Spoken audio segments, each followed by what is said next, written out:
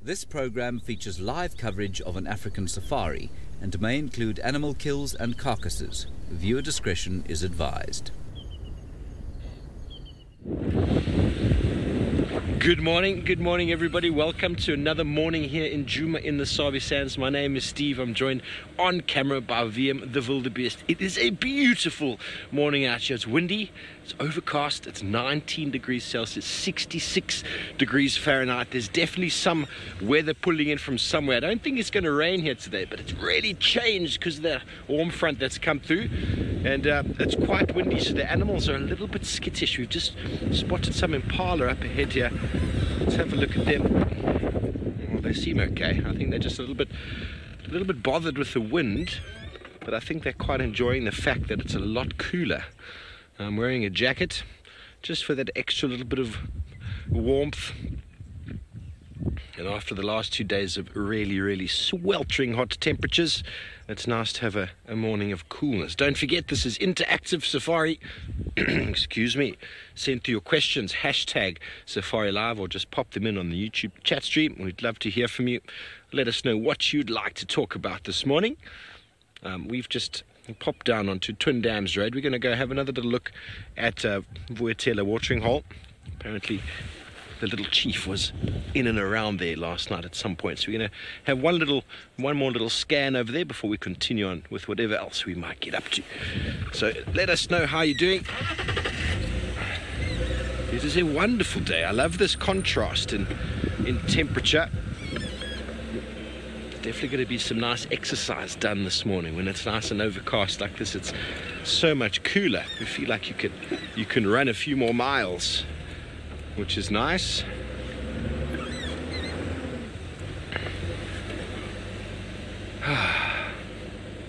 It's not just me out this morning. We're going to be joined by Sydney shortly on Bushwalk with Senzo, and then both Brent and David are out in the Mara, and we have a new gentleman having an interview this morning. His name is Stephen. Can you believe it? Definitely not the most common name in the world. I'm only joking. It's probably one of the most common English names around. But we're all unique. Okay, well, we're just going to go have a quick little scan at the pan up ahead. I thought those impala might give us a little bit of a clue. If they had spotted him, I'm sure we would have heard about it.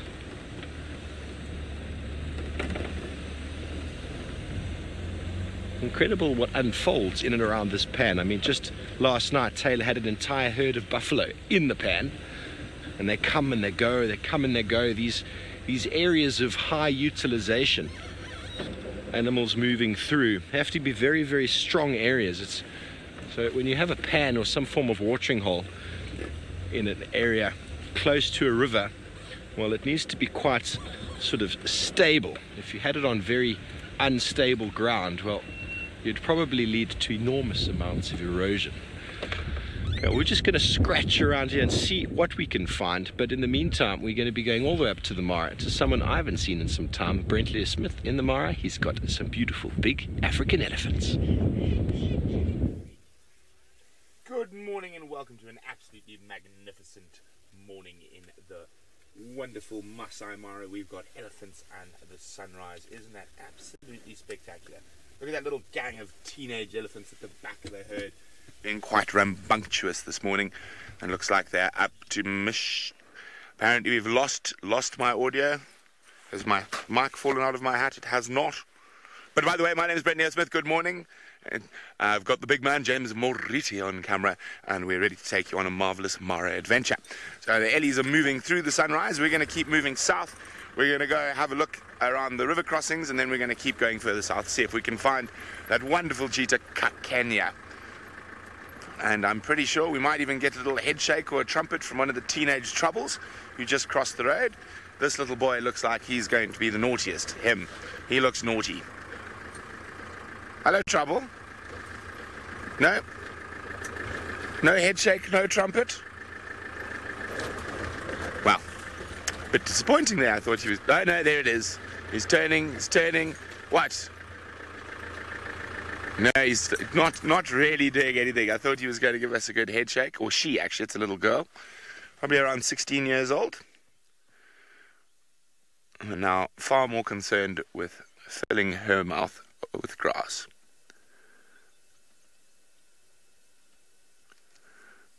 And it looks like, can you just zoom in onto her back there for me, please, James? No, that one. Or any of them with the white spots, not that. So the one to the left. Just zoom onto her back. I want to see what those white spots are. Interesting. I thought she might have been under a tree and got bird droppings all over, but it actually looks like she's got flowers on her from one of the Balanites trees. So the little white flowers, obviously they had spent some time resting under one of the trees last night, and now she's got decorations. Okay, let's keep moving. Oh, actually, wait. Right here. You see the little bird all puffed up? There, you got him. So for our birders there. Oh, pretty. Now, let's see how sharp our birders are feeling. Who can tell me which cisticula that is? Hashtag SafariLive if you know the answer. Which cisticula is this? Now, have a look at the little red cap on its head. That's one of the diagnostic features. And the colour of its legs. So who can tell me what cisticula we're looking at? Hashtag SafariLive. Now, while you guys ponder what cisticula... Oh, there we go. The call almost gave it away a little bit there as well.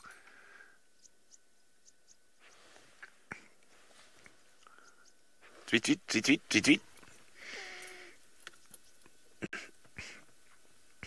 Oh, the call's definitely made it easier for you guys. Okay, let's keep moving while you try to figure out which cisticula that is. It is another absolutely magnificent Mara morning. The wind hasn't picked up yet, but I've got a feeling we will get a bit of wind a bit later in the morning, which is normal at this time of the year in the Mara.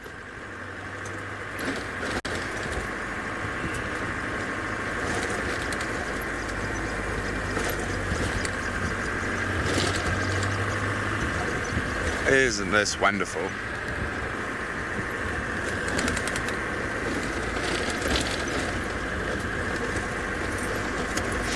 Okay, so I'm going to try eat up some meters and run to the south at a bit of speed. While we do that, let's send you back to Steve to see how his search for Hassana is going. Yes, well, thanks, Brent. Good luck with your search for Kenya. We have found a beautiful lilac-breasted roller that's just perched there on a very small little acacia-like branch, it seems. I can't quite identify it from here. It might even be a zebra wood. We'll have a look at it shortly. But perfectly perched, looking for any sort of insects that might be moving around. There is a spurfowl that's moving around on the ground not far away from this bird, and he might be, the lilac-breasted roller might be waiting for them. There we go, it's a crested francolin, in fact. No, it's a Natal francolin. Might be waiting for any disturbance or insects to fly away. A little bit of symbiotic relationship happening here. The francolin doing all the work, or should I say spurfowl, and the roller just waiting in anticipation. Very similar to what fork-tailed jongos very commonly do, follow animals through the undergrowth. I've never really noticed a roller doing it. It might just be perched there and the spurfowl might just be there. There might not be anything going on, but it's nice to believe that there's something going on in nature. There's always something connected. Well, we're here around the wall. We're just having a look around to see if maybe he's hiding down here somewhere. I believe there was a video of him at some stage in the night busy stalking around the dam, around the pan. I'm not sure where he went to. I'm going to just have a little scratch around and see where he might have disappeared to. Listening for those all-important alarm calls. There are a number of francolins shouting on this side. That's why we came onto the wall. See if we can maybe spot something. Spot some spots. But alas, don't quite see anything. Maybe we just switch off and talk for 5 minutes and he'll pop out and come and say hello. But barring that, we're going to head down sort of Central Road. Yeah, he does like to come hang out with his friends, the little chief. So if we don't get to find him or any sort of sign of him, it is quite tricky around the watering hole. Lots of disturbance, as I said before, so to pick up on his track, especially if he walks through the sort of depression there, it's very, very hard. But barring that, we'll probably head down central towards the east and see if we can pick up on any signs of the elusive Thandi, who we haven't seen. I haven't seen on since this time back. When last was she seen, V? Do you know? About a week or so. Sure, well, it's about time she revealed herself, don't you think? Oh. Have a look down here, see if anything comes out, if he's moved off from the pan. This is a popular route for him to take, but knowing him, he's probably down there somewhere in this drainage depression, just biding his time, waiting for the ambush. The Impala, we're looking a little bit jumpy up on the top in the open quarantine area, so we were having a little look around there, and it might be that he's moved past, maybe a hyena moved past, or maybe it's just because of the wind, they're looking a bit skittish, but we will make a turn there again and just see now they've got better light. But in the meantime, we're going all the way up to David Gitu in the Mara. He's out and about, and he'd like to say a very good morning to you, and I wonder what it is that his plans might be. I think he's got Stephen with him, so let's go see. Hi everyone, and we cannot stop enjoying the sunrise. We started seeing it about 10 minutes ago, and Manu thinks we still need to continue watching it. As you see down to the right, there's a hot air balloon just gliding, and I'm imagining those ballooners are having the best times. We got some antelopes here that we call the topi, and topis remind me of the sesame.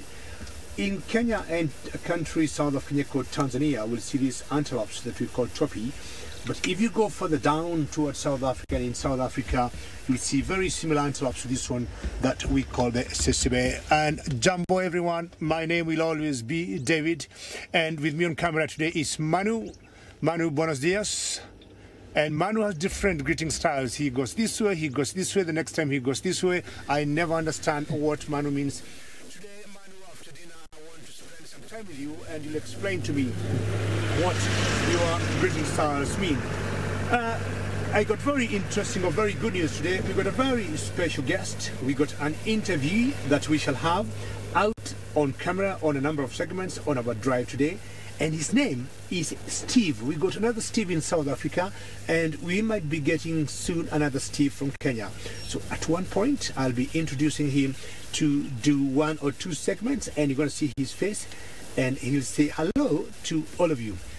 Remember, this is a very interactive safari drive we do, so your questions and comments are very welcome.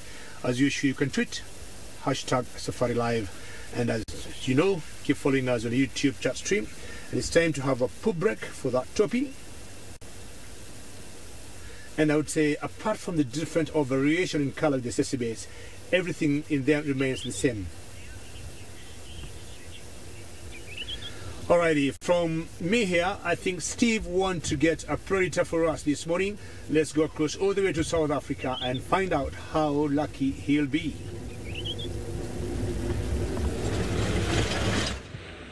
Yes, thanks, David. Well, sorry about whatever technical issues are going on there. I'm sure they'll sort that microphone out shortly. We're searching for predators. We do that. Constantly looking for predators out here, but I'm also in the mood to start looking at sort of flowers and the leaves of the trees starting to pop out, and some of these trees are even starting to flower. So I'm hoping to find a few of them this morning. Don't forget to pop through your requests on #SafariLive on the YouTube stream. Let's see what we can find for you this morning. Yesterday was quite successful. Someone asked for wild dogs, and well, lo and behold, VM and I went out and we found wild dog puppies, which was magical. So let's see if we can do something similar again. Don't ask for wild dogs this morning, because I think yesterday was just one of those days. We can try and find them today, but they went sort of northwest. Now, who knows where they could be right now. I wouldn't mind finding Thandi. Thandi would be nice. Obviously, we've had a little look around for a sign, and we're going to keep having a little scratch. I know when the bushwalker comes out, they'll probably get their nose on the ground in and around that area. Herbie's back from leave, so I'm sure he's going to be very excited to be finding, or to maybe be putting his nose down and tracking us a cat, as he does best.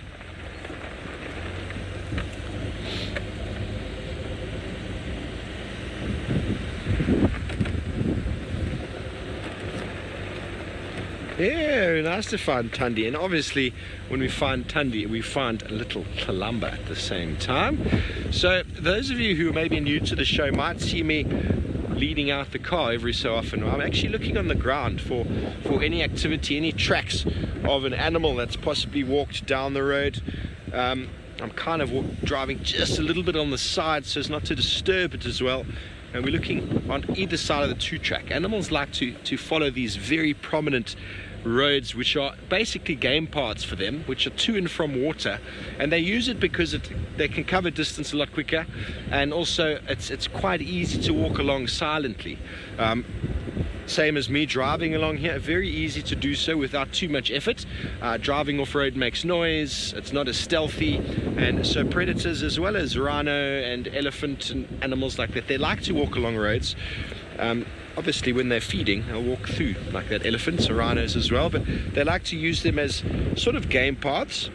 They are essentially large game paths for them and path of least resistance. So it's a very good place to check for tracks, and the animals aren't, they don't go and cover up their tracks thinking, oh no, I don't want Steve to follow me. If a leopard's walk there, you will see the tracks. That is the reality of it. The art of tracking is really, really interesting. And it is what developed the scientific mind, the scientific thinking. And it's a very, very interesting part of our job out here. Okay, well, we're going to be going all the way up to Brent Leo Smith in the Masai Mara. I believe he's found a carnivore of sorts, but I think this one is probably perched in a tree. It's a predator. My goodness, we've just seen an African hawk eagle bomb out of the sky and grab a francolin. Now, there are two of them. Yeah, I can't see where there's the other one. It's quite far away. But she's just grabbed a plump francolin. It looks like the female. So the female African hawk eagle is bigger than the male. And you find that often in raptors because they have to produce eggs. But there we go. It looks, I'm pretty sure it's a francolin that she just grabbed, a little coqui francolin.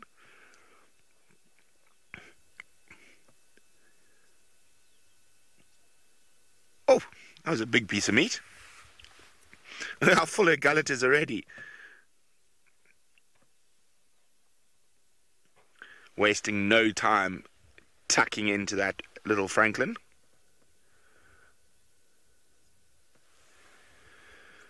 Now, we don't see African hawk eagles that often in the Mara.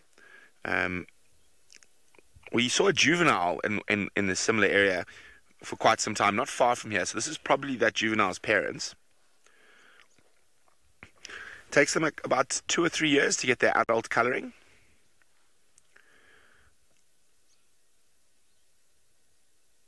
Plucking the feathers.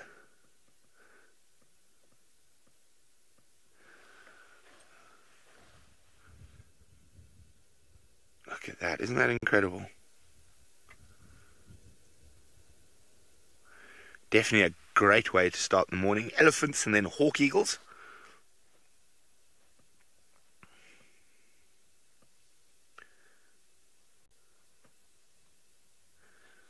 Oh, there's the other one coming in. The male just landed a little bit to the left on the termite mound. So they are completely monogamous once they pair. The only way they will go look for a new mate is if one happens to die. I'm pretty sure they nest in the riverine forest. Now, of course, back in Djuma, we know exactly where the hawk eagles' nests are.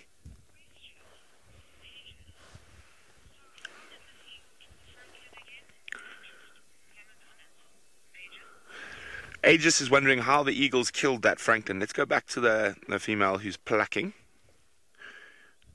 So, African hawk eagles, like quite a few of the eagle species, have quite unique hunting strategies because they are completely monogamous and they will actually hunt in pairs. So, what happens is one will normally fly quite high and distract the scrub hare or the francolin or whatever they're trying to grab, and the other will fly incredibly low, just above the grass, and then basically whack it with force and sink those long razor-sharp talons into its body.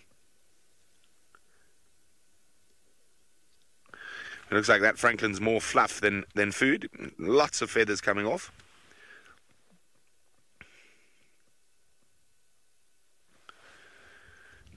You can see they are quite nervous on the ground, even though she is feeding now. It's very, very possible that something like a little jackal or serval would chase them off. Carol is wondering, do the raptors eat bones? Not if they can help it, so they prefer just eating the flesh. On certain small prey, like the little mice and things like that, they will eat the bones. But on anything bigger, even a Franklin, they'll try avoid the bones on something as big as a Franklin.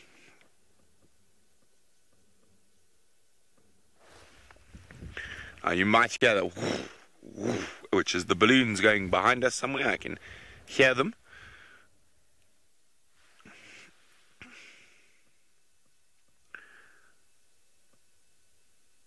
What a wonderful way to start the morning. One of my favorite raptors, just from their looks. They are incredibly stunning birds.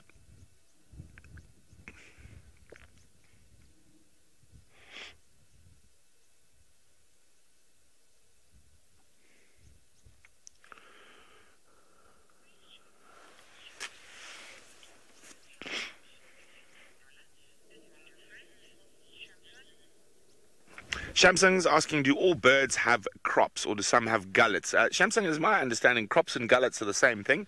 But yes, all birds have crops, so they can eat a certain amount and they will store a bit more in their crop for later.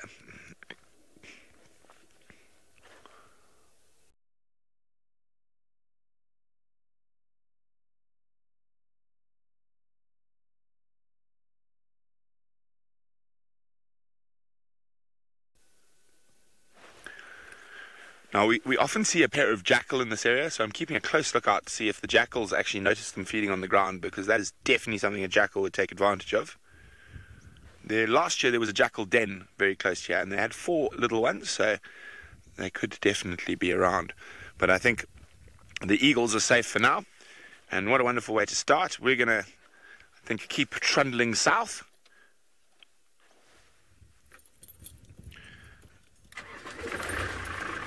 And let the eagle finish off its breakfast.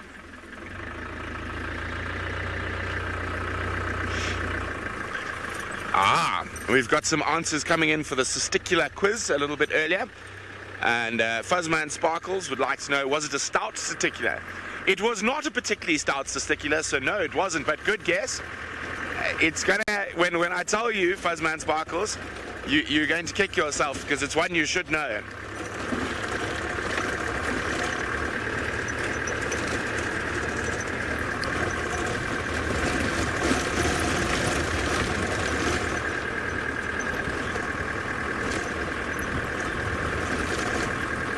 Shamsung is wondering, was it a red-capped testicular? No, but a good guess. That rufous crown is one of the diagnostics on that testicular. But as I say, when I tell you what it is, you're all going to go, how did I not know that? But it's not a bird we see in the Mara too often. Oh, don't go into the grass. Here's another really difficult bird. So this is it looks like a golden rumped widow bird, but outside of breeding colors. Okay, so you see him. Okay, zoom a little bit up a little bit. There. So there we go. That is a widow bird. No, it's black and yellow, but outside of breeding colors. And it can be very tricky. Golden rumped widow outside of breeding colors. Oh, and off it goes. But so still no one has been correct on the testicular just yet. So I'm going to let you ponder what testicular it is for a little longer. While I do that, let's send you across to Sydney, who's heading out on foot. look at that. I am just now very lucky with one of the lovely animals. You can see I've got a small head of the elephants here trying to feed this morning.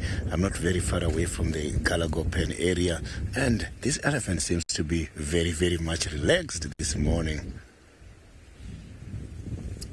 A very, very good morning again, and welcome to the beginning of the guided walk. I am Sydney, and I'm not traveling alone this morning. I am with Senzo, who is my camera operator, as well as Herbert, my game scout. The wind is too much here where I am at the moment, and my plan for this morning is looking for Hosanna. For your questions and comments, you can follow us on Twitter, #SafariLive. You can also follow us on YouTube chat stream. So you can see that these elephants are very much relaxed at the moment, and they are feeding from now until late. Elephants can be able to feed for about 18 hours. So they spend much time just feeding. And I can see they've got some little ones there. So the wind is on my favor. Although it's too much wind, which is making it very difficult for me to hear other things.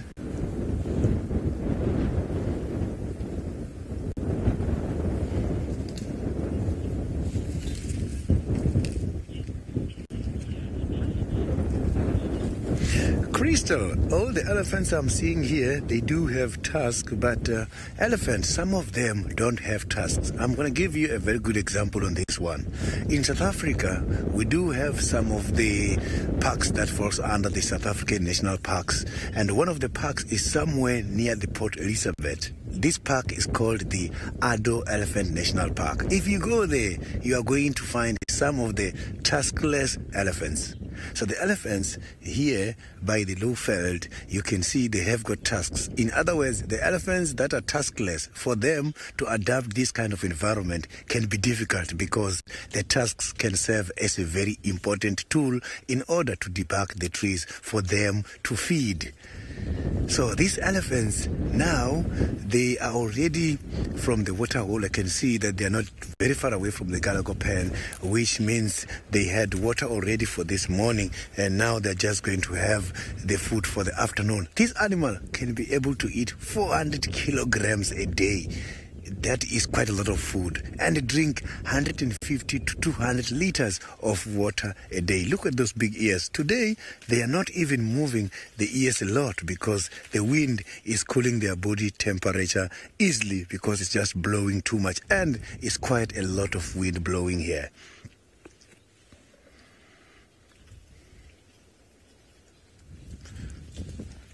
So this is amazing. These elephants are not even aware of our presence, and they are not very far away from us. So an elephant can be very much inquisitive, especially if the wind blows towards their direction. You will see them starting to do the trunk like this when they're trying to pick up the air particles to investigate what is happening and who is around here. So they are very much well gifted in terms of the sense of smell.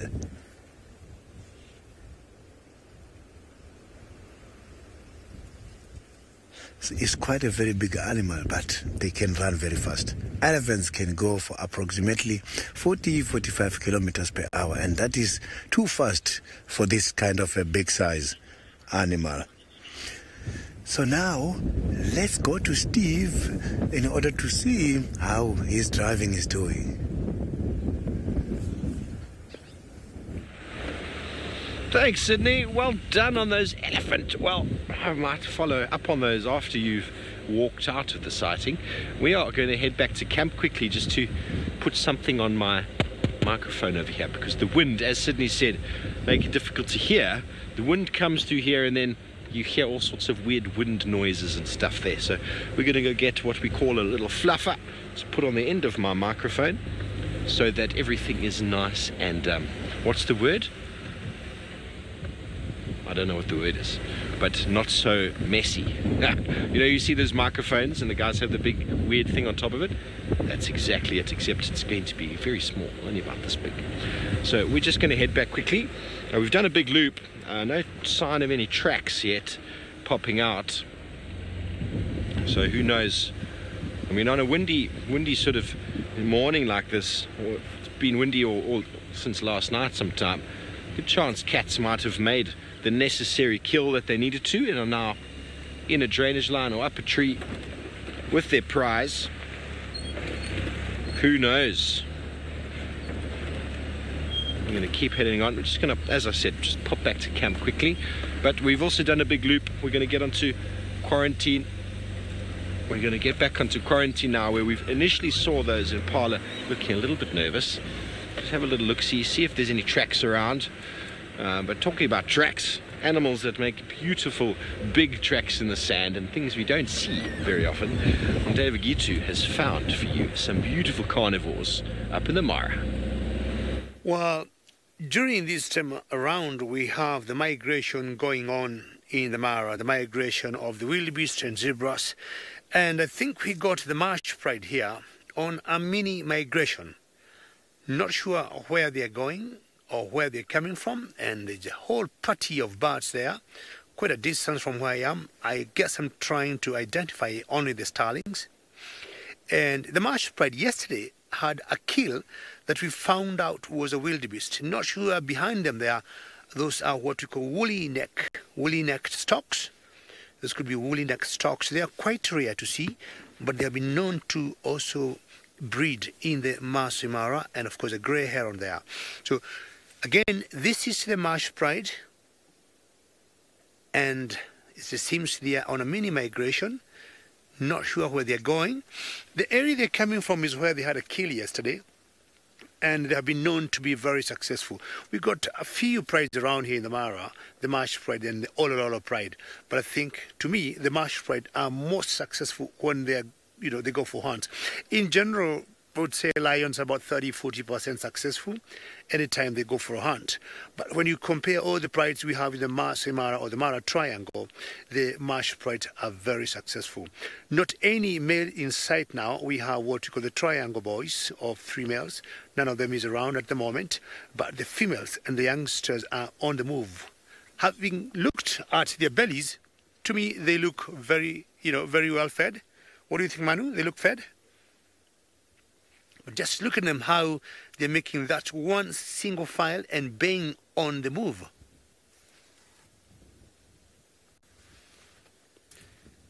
Sorry, Lou, didn't get your comms there. Who? Puma, thank you very much, yes, and you say they look very well fed, and I agree with you. Thank you so much for that comment. Puma, thank you. And you can tell, Puma, from the bellies of those lions there, they look pretty fed. And they had a kill yesterday of a wildebeest. Not sure it's the same sign of bellies they're showing.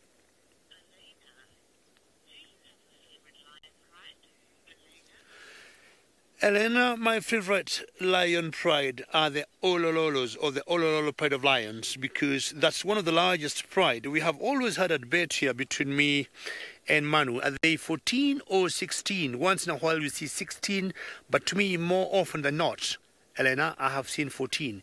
If we are lucky today, we might bump into that pride. But I like them for only one reason. They tend to bring down the big prey. They deal with buffaloes and they also deal with giraffes. The marsh pride also do a pretty good job, but they tend to deal with small prey. Well, not small in that sense, but they tend to deal, say, for example, with zebras or wildebeest. And if they go for a giraffe, they go for youngsters.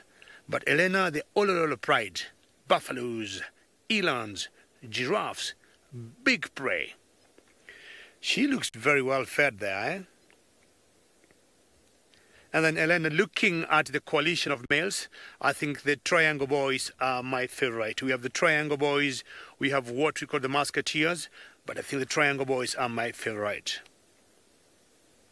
Not sure where they'd be going. Around this area, it's always wet and lots of water. So if they're full, I worry where they're going. Kendo, this cab, Kendo, this marsh pride here has about 6 calves, which I would call sub-adults, 6 that are called sub-adults, and on the walk there, I counted 4, and I'm wondering where the other 2 are. So Kendo, 6 youngsters or 6 sub-adults, but not teeny calves. The Olololo pride have rather smaller cubs than what we are seeing here on the Marsh Pride. And as the name suggests, they always tend to hang around this area by the marsh. And just looking so majestic, walking out in such great light, and the forest in the background there, which is an area I want to explore later to see if we could chance on a leopard or even rhinos. Time for play now, like all youngsters. They'll always wrestle each other, and in the process they tend to strengthen their muscles. Make sure you don't stay very far from your parents. You need to get close to them.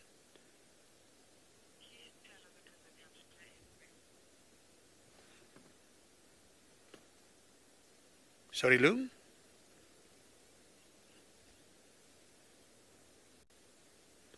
Very playful. At this age, most cubs or most carnivores, they tend to play.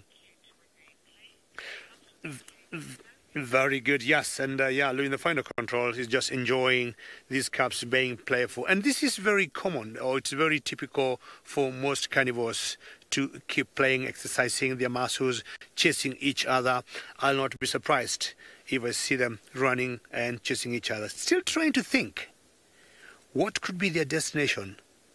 And I'm looking at that one lion there. Doesn't seem to have the end of the tip of the tail. The second one, not the first one, but if the second one going to lift his tail up, I'm not sure it's full. Manu, what do you think? Is it full tail? Yeah, we think as egrets are flying up there, it could be missing a tail. We have the triangle boys, and we have one particular male that we call half tail, or it got a tail that's cut. And I'm trying to, I wouldn't want to believe that could be the father of this one, because if it is, then I would say it must have been something, or it is something about the genetics. So I doubt it's something genetical. Maybe something could have happened to its tail, the male that we don't have around here, but hangs around in this area, and this one particular female.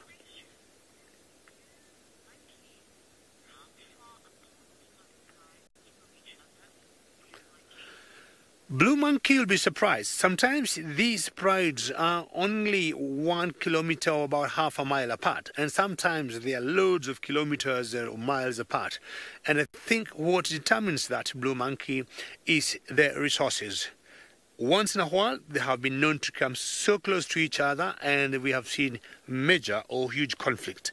And they go for each other. And we have seen, this is about a week ago, where we saw one of the lionesses, and we think it was from the Marsh Pride, that had a bleeding face. It was so clothed and a lot of tear marks on its face.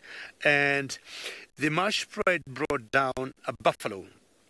And the Ololo Pride, I think, came in and was trying to snatch the buffalo from them, and they went for each other. But at the moment, I haven't seen the Ololo Pride, but you have seen them getting so close, even up to less than a mile close.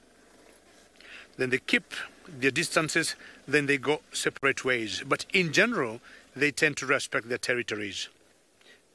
Are you trying to call the youngsters? Earlier, I was talking about the youngsters, telling them to catch up with adults or with mothers, and lions, you know, being intelligent, cats would not want to take any chances leaving their cubs behind. And my guess is this one has stopped to wait for the cubs to catch up. The biggest worry, I would say, would be hyenas, for example. They have been known, you know, once in a while to go for lion cubs. And what a lovely morning, great light we got, very good job, Manu, camera work there. And I'm trying to imagine my brother in South Africa, Sydney, is trying to show us the first cut, or is trying to look for the first cut this morning. So the wind is blowing too much here in Juma this morning, which is making it difficult for me to approach the dangerous animals such as they are very much inquisitive, curious about what we are doing in the area. But now I can see they are avoiding, slowly moving towards the bushes much more that side. So I'm just going to leave these elephants now and look for something else. But I can promise you the wind is making my job much more difficult this morning.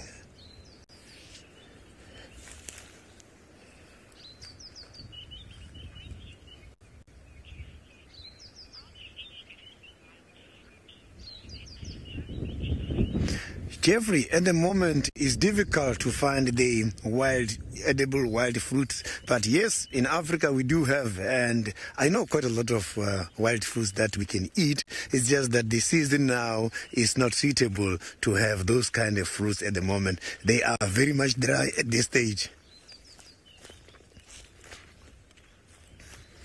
So, but during the rainy season, everything is going to come back again, and we are going to eat quite a lot of fruits.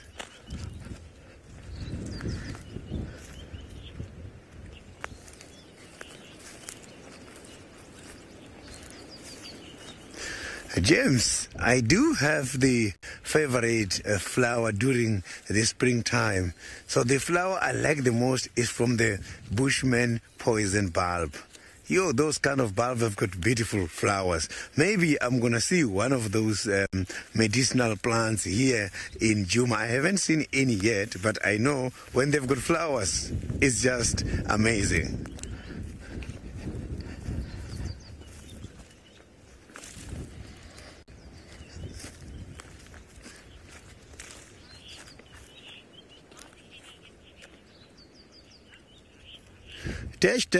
The invasive plants, I am not too sure if there are any here. I haven't seen any at the moment, but yes, I know here in Southern Africa, specifically South Africa and the side of Kruger National Park, as we are on the western side, we even got some of the departments which are responsible to minimize the amount of the invasive plants.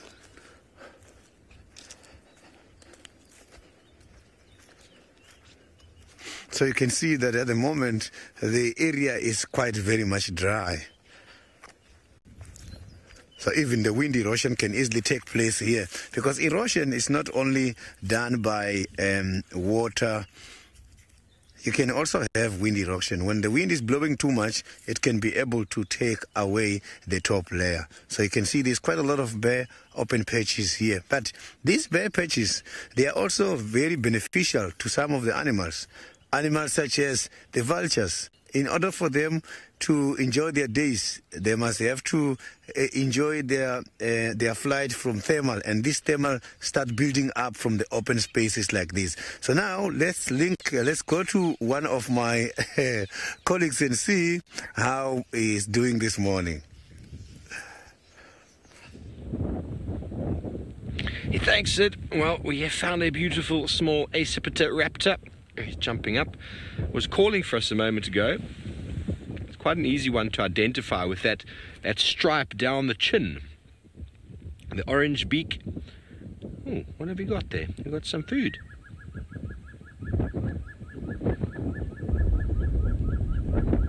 You heard that beautiful call. Very characteristic call of this bird. I'm sure a number of you out there are able to identify this bird. Send through your questions, #SafariLive.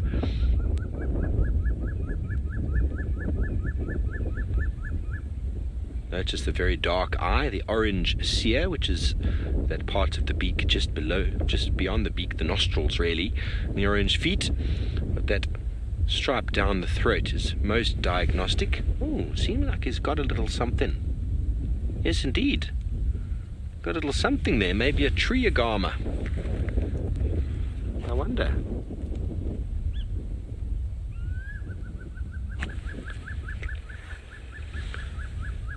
One of those very characteristic sort of features of raptors is their ability to hold their prey with their foot, to be able to then rip it with that very strong beak. It's one of those adaptations of being a predatory bird that all predatory birds kind of share. When you look at shrikes, for example, they're not able to do that. They have to then impale the animal on a thorn or a spike to then rip it apart.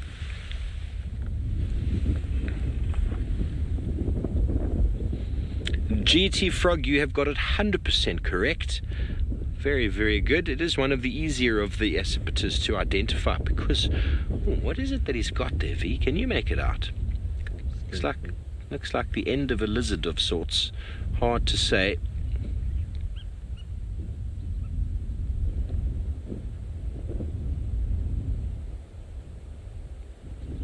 Moving it around a little bit. So being a raptor and being able to hold prey with your foot means that you don't have to be able to ingest the entire thing at the same time.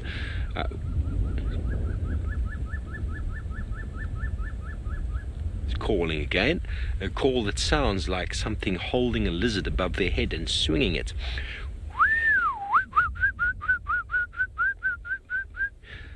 Oh, I think you like that.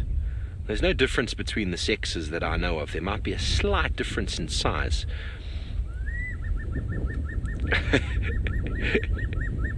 I'm speaking his language, and I think I said, Lou thinks I said something offensive.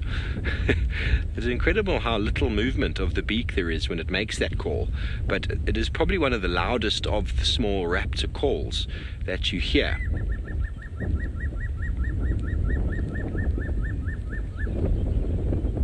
Looking around maybe for its mate. Oh, looks like it's got a skink of sorts there, just at the base of the foot to the right. And those of you who did guess lizard buzzard, 100% correct. You can easily see that black stripe down the throat in the front of it there, with the matching feet, the feet that match the sear on the beak, make it a very easy bird to identify.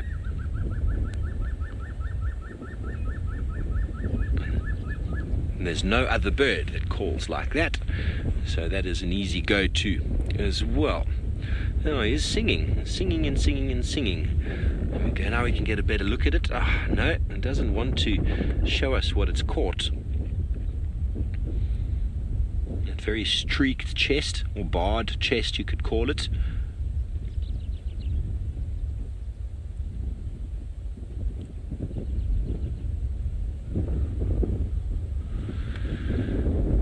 Lars, the determination between raptors is invariably to do with size. It's also got to do with feathers on the legs and then wing structure. So, for example, a lot of your accipiters are very similar in size. So goshawks and sparrowhawks are quite similar in size to falcons, but they're not the same due to the fact that there's a difference in the wing structure. The falcons obviously are designed for a little bit more speed in flight.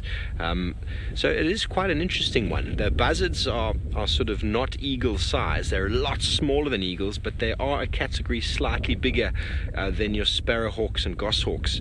So I think the size has got something to play with it, but feathers to the feet define true eagles, and then wing structure is another very, very good one. So, but a very good question. There's probably another few little characteristics out there that are, maybe it calls again, used to determine them.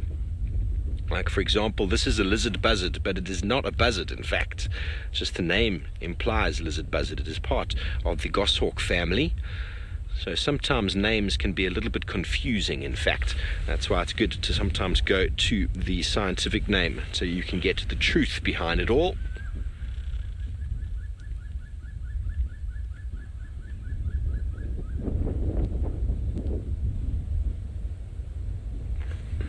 Anna Marie, I do believe they will eat snakes. I don't know the size of the snakes that lizard buzzards would be able to catch. I mean, the name lizard buzzard just implies that they do catch lizards or have been seen eating lizards. Like bee eaters, for example, don't only catch bees, they catch any sort of aerial insect. Lizard buzzards would catch lizards as well as small snakes. I'm sure they're even capable of catching rodents and small birds as well. So the category of food across the range of these small raptors is quite varied, and only specialized when you go to falcons, who are very specialized in birds because of their movement. Sparrowhawks, because of their size, generally are just prey on small birds, but the lizard buzzard, a little bit bigger than the sparrowhawk, a little bit more opportunistic, I'm sure, will take all sorts of things that they can get their feet on, their talons on. So small snakes, skinks, maybe even the odd insect would form the diet of a lot of these small to medium-sized raptors. He's enjoying a nice morning meal in the marula tree, which has yet to show us any leaves.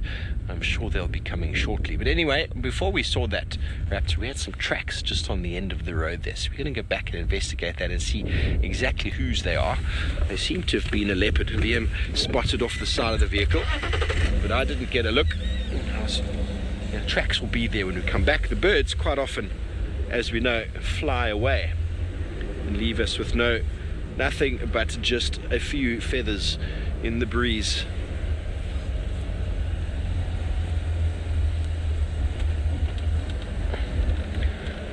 Well, very, very exciting. We are going to be going up to the Masai Mara for the inaugural morning shift or interview drive for Stephen, who is up in the Mara, and he's got some beautiful big bovines, the Cape Buffalo. Good morning, everybody. We are out here in the Mara. As we can see, we have a huge herd of buffaloes. Some of the buffaloes in the foreground to the right, we had a bit of cattle egrets on them. They're very, very busy grazing. As we can see, they're grazing and nothing much happening. They're just woken up from their slumber, and it's a bit cool out here. No much activity really.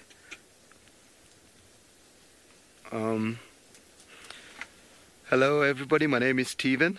Hope you're getting me loud and clear. I'm with Mr. Manu here, camera operator.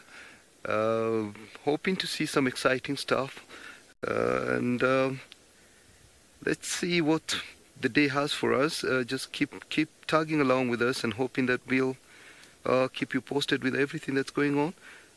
We're just looking at the buffalo, not much happening out here in the Mara, and I hope you'll keep us, keep interacting with us. Okay.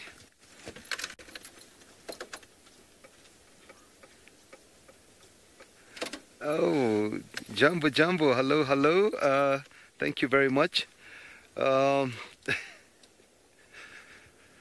I'll be with you in a couple of days. I'm a bit rusty, and I hope I'll be able to catch to speed, be up in speed and everything.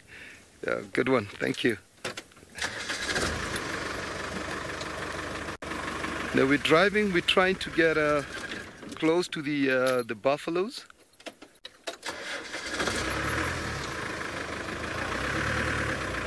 So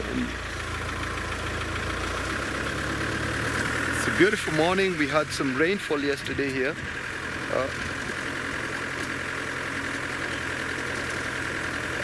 Okay. I'm gonna change up link.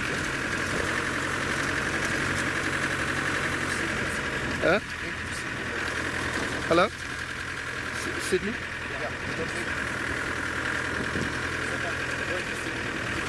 Going to Sydney.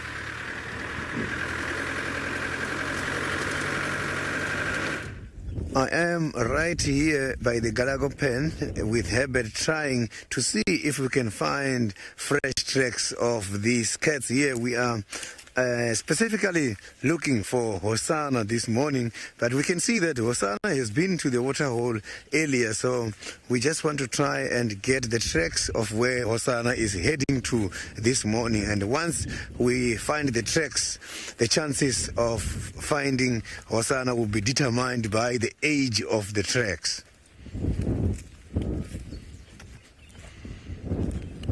So all the tracks that we have seen so far, they are coming from the other side of the pen, but we're not seeing the movement out.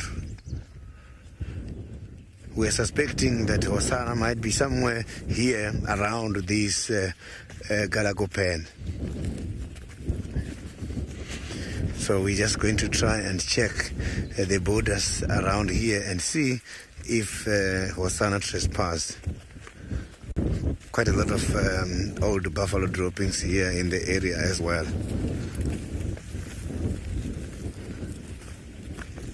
So the wind is blowing too much. Maybe because of that, some of the tracks are starting to get disappeared. Fresh tracks are starting to get disappeared.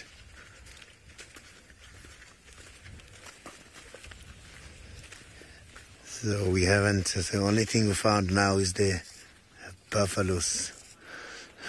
So, Wisteria, we might find Hosanna. I'm going to try by all means with Herbert here. So the track we are seeing now is the buffalo track going towards this side. So you can see that the track is disappearing. So it's just because of the wind blowing. It's not because the track is old. These tracks are not very old. They are still fresh. So maybe one of these birds or the squirrel and other animals might give me the updates, might give some of the alarm calls with regards to the presence of the predators in the area. So if I pick up any of the alarm call, I will investigate that.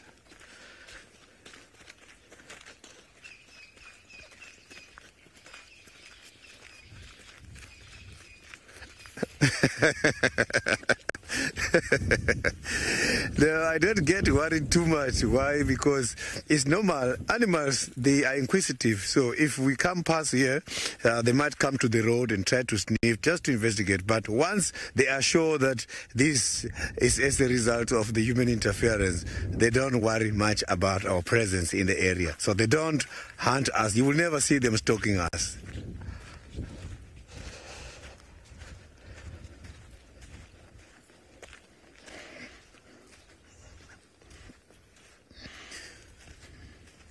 No tracks, nothing at the moment for Hosanna here. I'm just going to go in circles so that I can check this whole area for in case if he is maybe moving much more towards the eastern side, make use of the small animal path.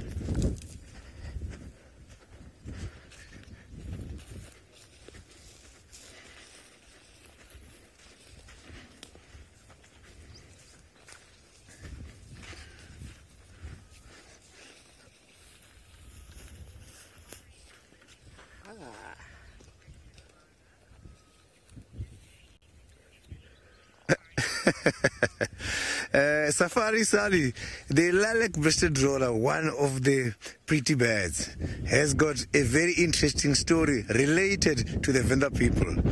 So one of the stories I'm going to share with you this morning is that the lilac-breasted roller is like a wedding bird.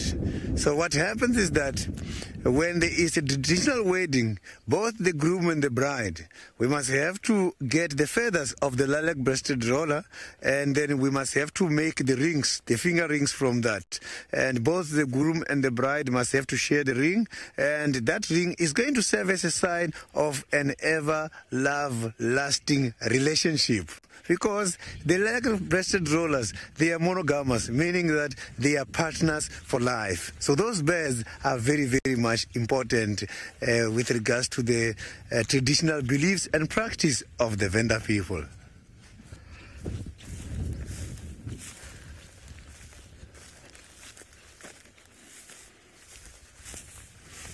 So now I'm just gonna check much more deep this side whereas Herbert will be checking on the road there. Maybe I will see if the tracks are coming much more this side. So, but you can see no tracks, nothing at all. So now let's go to the Masai Mara where Stephen is having a herd of buffaloes.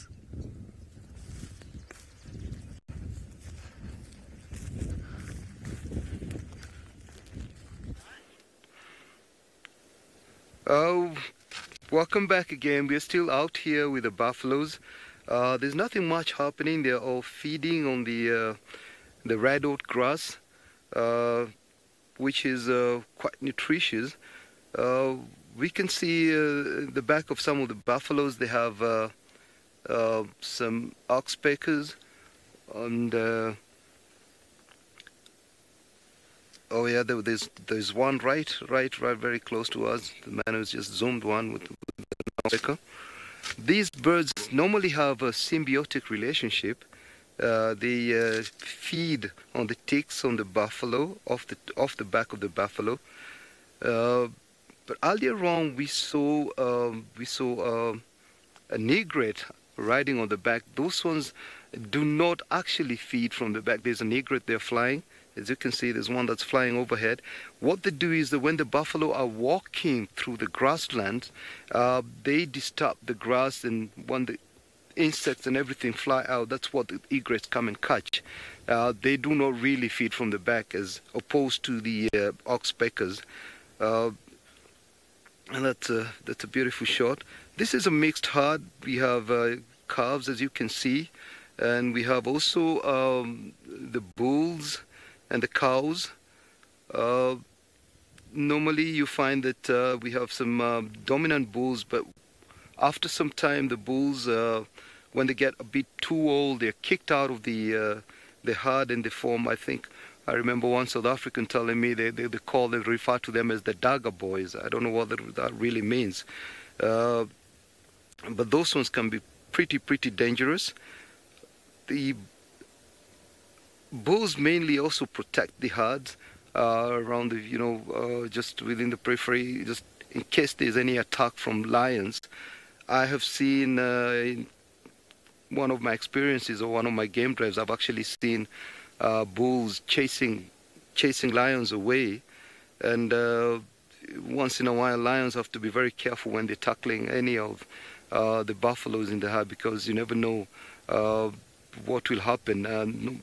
They don't really run away most of the time, so it's a very tricky affair. Good. That's a beautiful shot. Buffaloes also happen to be one of the big fives. Yes, please.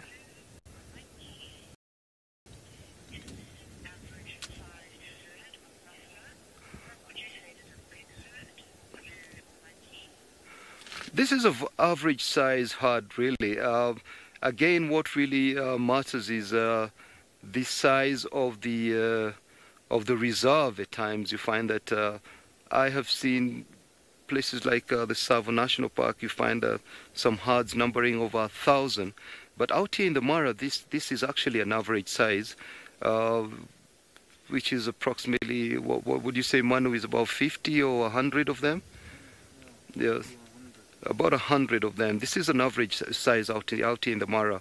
But you find that the bigger the national parks, some of the national parks like the Mara, like the East Tsavo, which is about 10,000, 11,000 square miles, the sizes can number up to 1,000, 2,000. So basically out here in the Mara, this is an average size of the herd. Thank you. What's the name again? Blue monkey. Blue monkey. Blue monkey. Thank you very much. Just looking at them. Another thing you look at when you look at this shot, you'll find that we have a lot of trees in the background. This actually makes Mara quite amazing because we have different types of habitat. There's the open grassland. There's all those trees. This particular area, Mara, has rainfall which is approximately over 1,000 millimeter a year. So it's a pretty wet area as compared to maybe the southern part of the Mara. We also have the forested habitat, we have the river habitat, and this all makes it very good for different types of wildlife. The buffaloes will definitely stay out in the savannah because of the grassland, because they are grazers. They're mainly grazers. So you're looking at them here. They're not doing much, just feeding and walking around. Some of them are looking. Yes. Dash. Two buffalo across the Mara River. Dash. That's a very good question. That's a very good question. They sometimes do cross, but not in spectacular form as during the migration or anything. It's not. No, really. Sometimes they would cross just to get from one side to the other, but it's not spectacular that you would expect. And that is when the river is really low. We don't have a lot of water in it. As like now we find that the river is about less than maybe a meter in some areas. So yes, they do cross, but not always. Like now they have everything they need to eat here. I don't think they will need to cross to the other side. But that's a good question. Dash. Great. I think now we'll just keep on going, see what we will see, and please keep those questions coming. Yes, and I think now we'll link to Stephen in South Africa, probably tell us what he's got down there. Hopefully we'll see you in a little while. Thank you very much.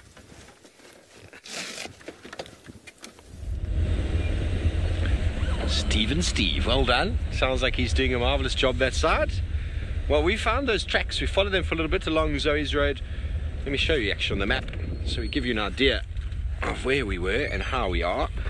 Here we have the map, and we found the tracks just here on the junction. That's where we showed you the lizard buzzard, and then we followed the tracks around to about this area, and there's actually a road that goes through over here, a little link road, and the tracks followed here, then went down to the drainage. So we've come around onto Rebecca's to have a little look. I've got a feeling that those tracks are of Hosanna, after maybe he did a little bit of his thing last night. As it gets windy, we noticed during the TV show that he liked to come sort of towards this area and spend some time looking for all sorts of animals hiding in the drainage line and coming sort of through this area here. So we're going to see if maybe he's popped out onto this side. I don't know, could be Tingana, but you know, it is a male leopard, the tracks, and initially the tracks weren't that easy to sort of say the freshness, because when it's windy like this, they really do obliterate any awesome freshness. Awesome freshness? I think I just said that, yes. Sounds like a toothpaste commercial, says VM.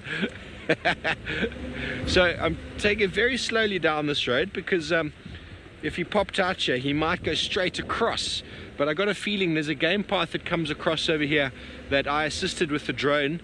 Well, Seb was flying the drone. We assisted Tristan following him in this area a number of times.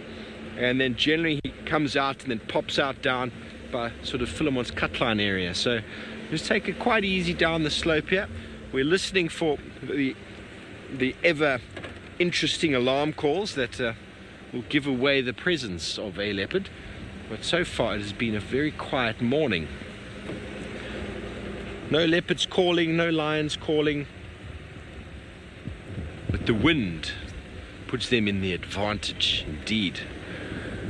So the nights are a little bit bright at the moment because of the moon, so poor little Hassan, I think, is a little bit hungry, so he's venturing a little bit further and wider. See, so here's some of the game paths I'm talking about, for example, that are just coming through from that other side there. Yeah. And so these are the pathways that we like to check as we come through, because generally, as we were talking about the tracks earlier on the road, I was maybe introducing any new viewers to the fact that we're looking on the roads. These game paths that come through that are quite prominent. The cats love to use them, love to walk along them, and if he popped out, maybe he stayed in the depression the entire time, or maybe he's popped out. We will have a see. The open area of quarantine is just on the other side there.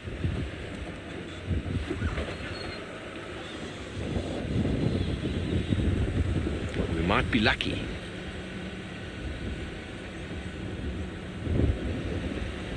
We are both, VM and myself, enjoying this cooler weather. It was very, very hot yesterday for September. Probably the hottest day I've ever experienced in September. It's 39 degrees Celsius. That's 103 Fahrenheit. Very hot, very, very hot. And those wild dog puppies were looking very worse for wear in the heat. Okay, very good, very good. We're going to keep looking for tracks on the ground here, see if everything pops out. But it seems like Brent is making his way south up in the Masai Mara. I wonder what his plans are. I think he's still looking for Kenya. Let's go and see if he's had any luck. Well, while Steve's searching for a leopard, we're searching for a cheetah. So Scotty left Kenya just up here yesterday, and he said her general direction was south. So we've come below where Scotty had her, and we're hoping that she might be sitting on top of one of these big termite mounds here. If she hasn't come further south, I think she might have gone back to the west, so we'll head towards that area. Also, sausage tree pride country, that side of the world. Listening. Have a look here.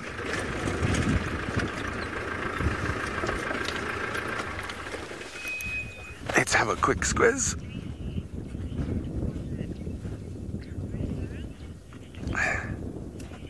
Stacey is asking, was it Carutho's testicular? I think you mean Carruthers' testicular. No, that's just a wildly beast being silly. Some Tommies amongst the rocks. No cheater here. As I said, I think you guys are going too obscure. When I tell you what the testicular is, you're going to be shocked. Because it's a testicular you should know quite well, but not from the Mara. There's my hint. And some vultures on the ground here. So I wonder if they've now found Kakenya. She's already made a kill this morning. We'll have a look. Oh, quickly across to Steve and wild dogs. It's a jackal. Well, we said we weren't going to talk about them, and they just materialized. There they are. There they are. We got them. We got them. Wild dogs. Woo! Don't know what they're doing. They look like they might have caught something. They're all together there in a little puddle. No, I don't think they've caught anything. This is the family once again. Very good. Hello, puppies. 3 drives in a row. Oh, this is fantastic. This is so exciting. It's playtime in the morning. They are. I think I just mentioned them. I mentioned them a minute before. The wild dogs are having a hard time yesterday.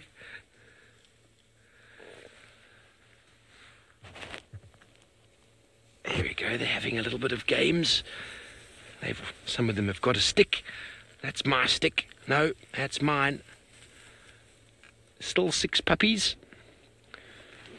And they're on them. The adults are definitely... There's only one adult here with them. I wonder if this one is staying with the rest of the... They're staying with the youngsters while the other 3 are hunting. We kind of saw that last night as we were following them. There was one that kept staying behind, making sure the puppies were okay. Oh, this is so special to be able to see this.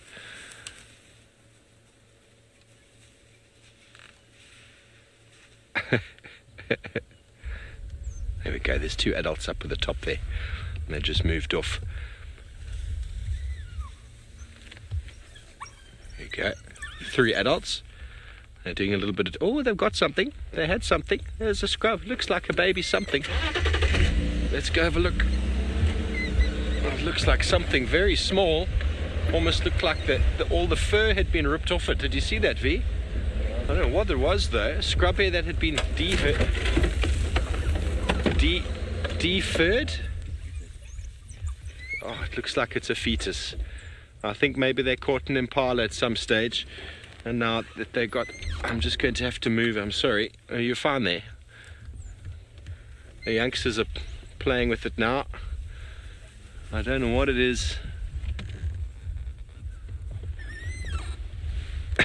It's a game now for all of them. So it's a very good chance that the adults caught an impala ewe, and they then took the fetus out. Well, it's very sad. Here's what happens. This is what happens. Yeah, they come again. There we go.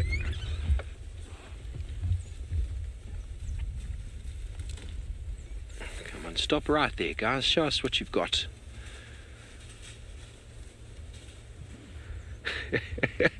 Mine.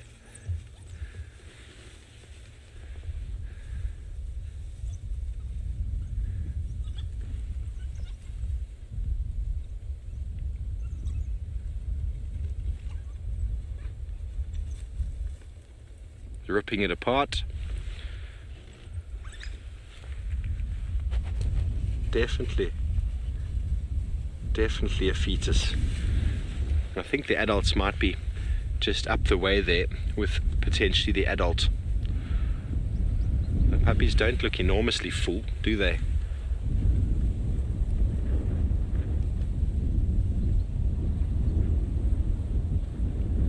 They're not sharing though. It's not like wild dogs to not share their food. Many mouths to feed at this stage. This family of dogs is going to have to start hunting more regularly than normal, because there's extra 6 mouths to feed on. Lou's just commented in my ear, "This is awesome." I can't describe it really. It's just getting better and better each day.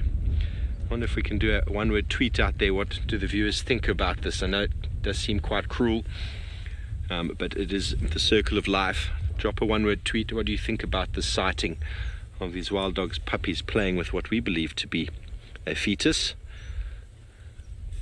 No doubt the individual who was carrying the baby has been eaten.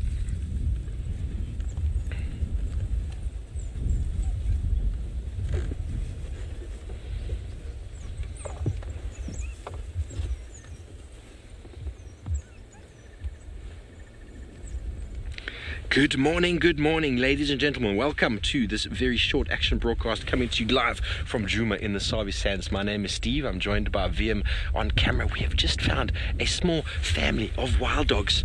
Here they are. These are the puppies. There's 6 of them. They're running all over the place.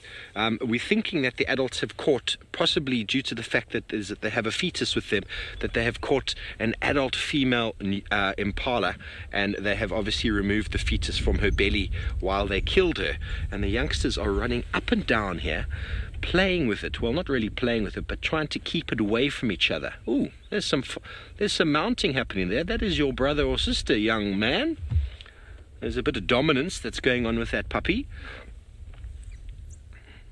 These are 6 little pups, about 6 months old. Please feel free to drop your questions below. Let us know how you're doing. Let us know where you're coming from. It's only my 3rd drive in a row seeing wild dogs. And yesterday morning was the first time, and I've never seen them before in my life, wild dog puppies. The adults are about to come in from behind. Here comes one of the adults. She's coming to see what food is left over. This is where a little bit of discipline comes in. Vanessa, the puppies are about 6, maybe 7 months at the moment. You can tell that by the fact that the colors are identical to the adults. I don't know what they've killed, because, you know, the female's belly doesn't look very full.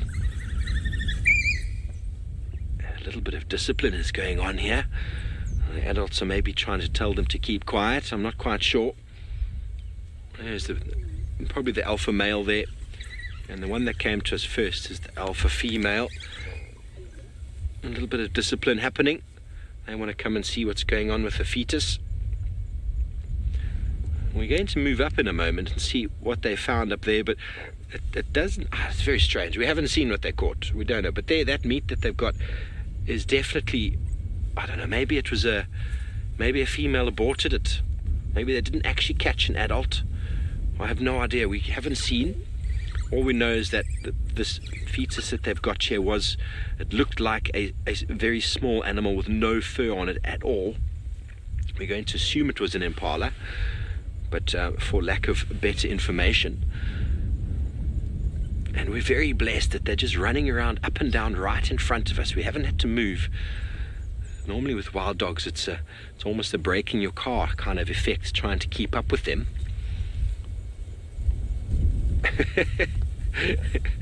This is fantastic.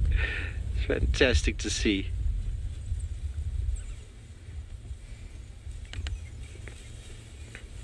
Carol, that's a really good question. You want to know if the alpha male and female stay together for life. I mean, the wild dog's life is about 12 years, maybe 10 years. So they probably could stay together for a number of seasons until maybe that alpha or the female lose condition and are then replaced. But I don't think the dynamics are like that, like mating for life in the case of birds of prey. I think that they will stay together for a number of seasons and until something better happens. Often the families will even break up, and you might find individuals moving on. But that is a really good question. I don't know about life. Life is a long time, but also they only become alpha when they're dominant. So they might not even be alpha initially. They might be in a family for a couple of years and then decide, well, I'm getting big enough, let me go find my own wife-to-be and then move off. And then, yeah, they'll start together for a few seasons. How many exactly is hard to say, but this is spectacular. Look at them, they're going to play with it now, ripping it apart.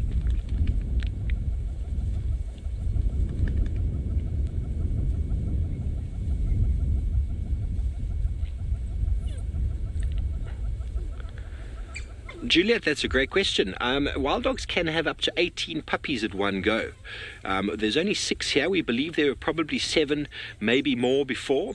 But the average, probably you're going to look at around between 7 and 10, I would say. That's a kind of average.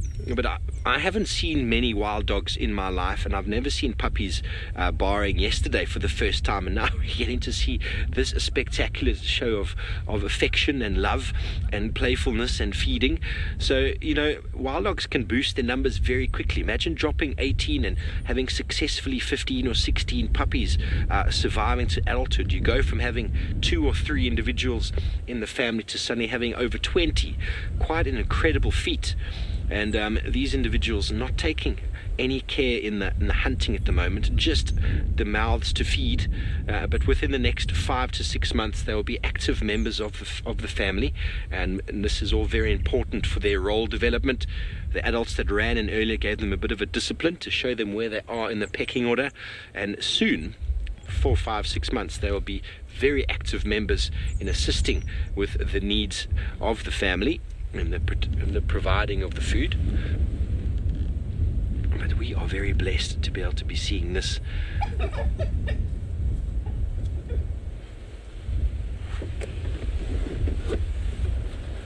Okay, I'm going to move up. Elise, it is magnificent how wild animals can bring everybody together. Little broadcasts like this, everyone around the world can suddenly click on, and here we are in the African wilderness in South Africa, in Djuma, where the temperature is much cooler than it was yesterday, with wild dogs and their puppies. I mean, this is fantastic. Up ahead here, there's a little bit of action. Let's go and see what it is. I don't know if there's action, just a little puddle of puppies again. Let's go and see what it is that they're up to. See if we can find the remnants of whatever it is that took place around here. There's a female lying on the ground there. Oh no, it's the youngsters lying on the ground. Very interesting, very, very interesting.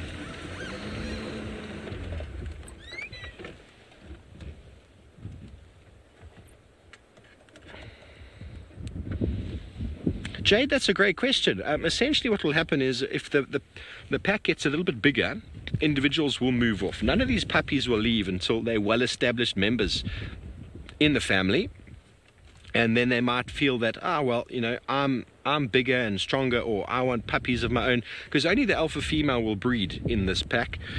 And so if a female wants to breed, she'll move off. But they do get accepted. They go off and they form breakaways, and a female will get accepted into another family. Not necessarily, she won't necessarily breed, so she'll generally try and start her own family. So males that have maybe moved off from another family will be enticed by the presence of a female, and obviously then some displays will take place, and the female will then start her own family with new males from somewhere else, which is obviously ideal from a genetic point of view. You don't want to be staying in the same pack and breeding with your brothers. You want to move off, find some mates of your own, and then it all starts all over again. This pack was 9 when I first saw them in January, and now there's only 4 adults. So they broke away, probably 2 females deciding, or 1 other female deciding, I want to go that way and breed, and so that is how it goes about. If they stay too close together, it's just too many mouths to feed. If 2 females breed, you can imagine if they have 10, 15 puppies each, that is an enormous number of animals to look after. Let me just pop back a meter and we'll see what these puppies are squealing about over here.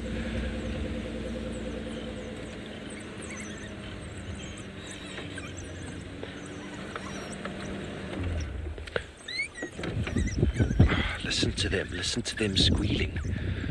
As we listen to them squeal, Lou, could you just ask me that question again from Chris, please?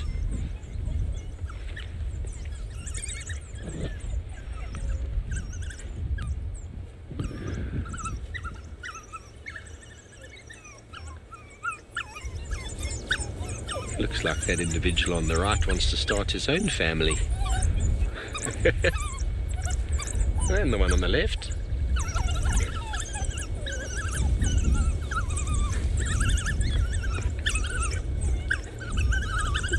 This is so incredible to see. I know there's probably people out there and people I've worked with that have spent a lot of time with wild dogs. I haven't been blessed to have too many sightings in my life. And this now has got to be, without a doubt, the best wild dog sighting of my career.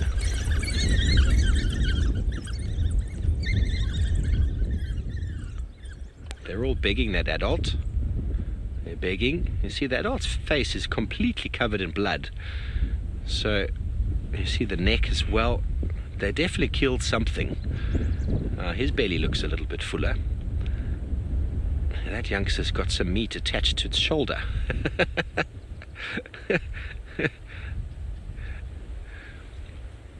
So I don't know what they caught. I mean, it might have been a smaller animal that was also pregnant, maybe a daker. I think that between them, there'd still be something of an impala, don't you think? Or maybe they've been chased off here.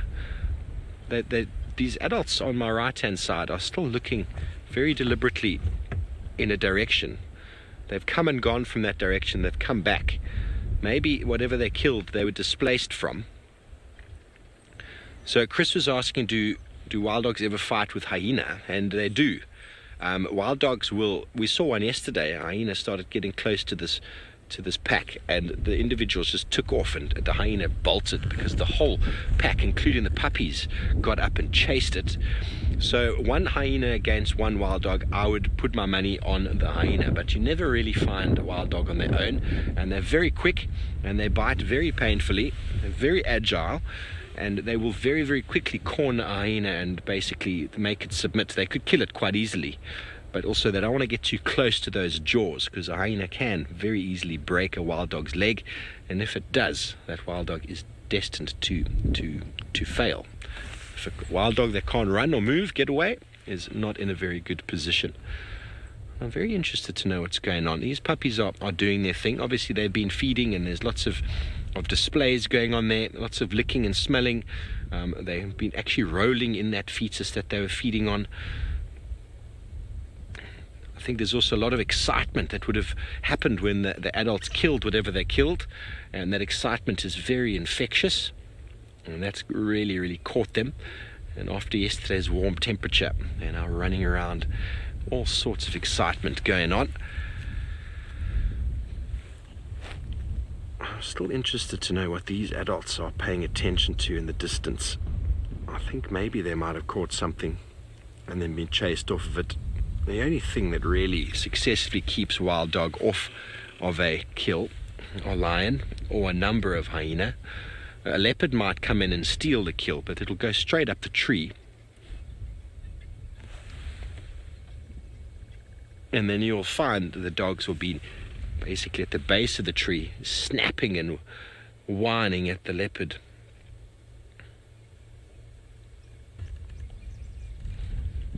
Ellen, the most unique difference between wild dogs and domestic dogs? Well, wild dogs are still an indigenous species. There's been no crossbreeding of them. They've evolved on the African continent to be what they are now. They probably once, many moons ago, were related to jackal and wolves, and slowly as the continent shifted and prey species and whatever changed, the wild dogs evolved from the original wolf to split into the jackal family and the wild dog family. So they are dogs. They are 100% dogs in their behavior, in their nature. And the dogs that we have, domestic dogs that we have, are all descendants of wolves and have been crossbred and rebred to form something in all the different forms and guises that we have today. But all of them are genetically from the same stock.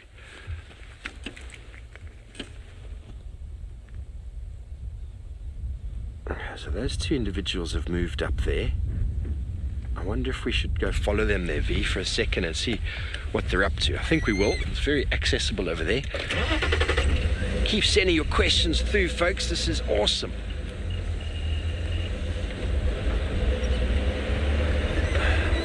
Okay, well, I don't think there's anything there. They got their nose to the ground. They're just busy sniffing around.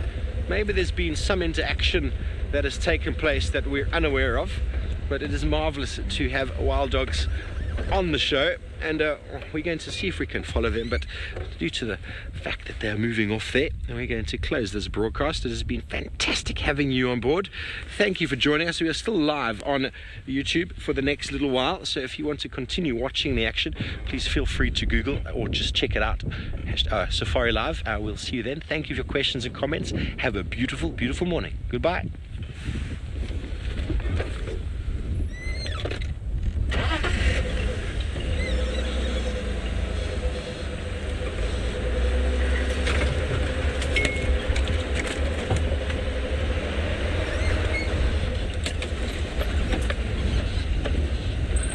Okay, everybody, you're back with me live, of course. Those puppies are still back there. How exciting has this been? Oh, well, we're going to see if we can keep up with these wild dogs, but in the meantime, let's go over to Sydney, who's been waiting to talk. Let's go to him. He's got some buffalo. I have got quite a lot of buffaloes with me here, right by the eastern side of the Galago Pen, and this is amazing. I can see this is a breeding herd. They are very much relaxed, but the wind is on their favor. The chances of these buffaloes to detect our presence, they are very much high, so they might pick up our presence at any time. I'm right on top of the biggest house in the bush. I'm on top of the termite mound now, looking at these buffaloes. Well, there's quite a lot of them. I can see a lot are still at the back coming this side, but their mood is feeding. They're just feeding at the moment.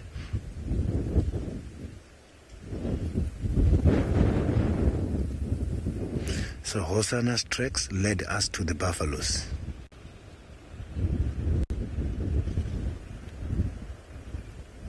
You can hear that the wind is too much here.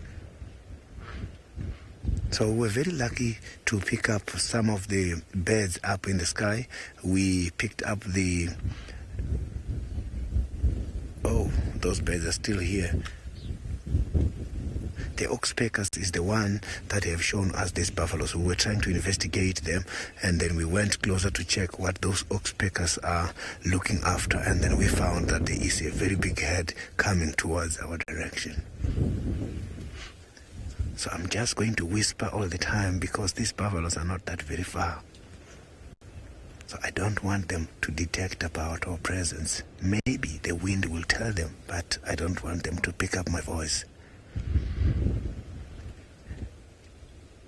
So I just hear the sign now. But so far I can see they are not aware about my presence.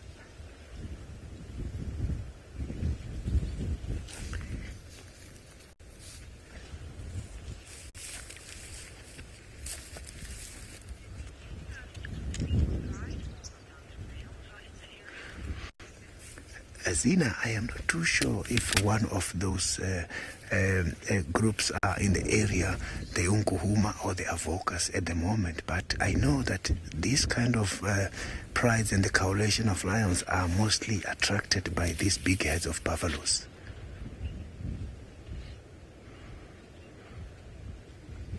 Stations update on slow with these Matach. We're between. So my apologies, that was the radio, so we are trying to hear what's happening in the area. But I think where we are is just us at the moment.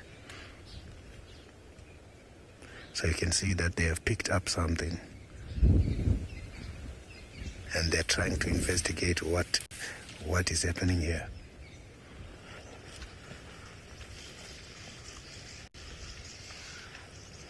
So you can see that they are now aware. So now let's go to Brent, who's got some lions at the moment.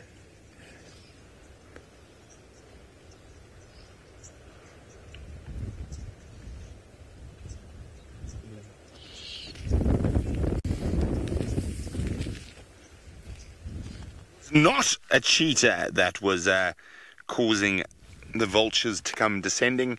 It was one of the little sausage tree boys. and he has got an absolutely obese belly. And even still, there was a female from the Salt Lake females with him earlier, and even though he is so fat, he could not even move. He refused to share and chased her off, so she disappeared. He's not too far off though.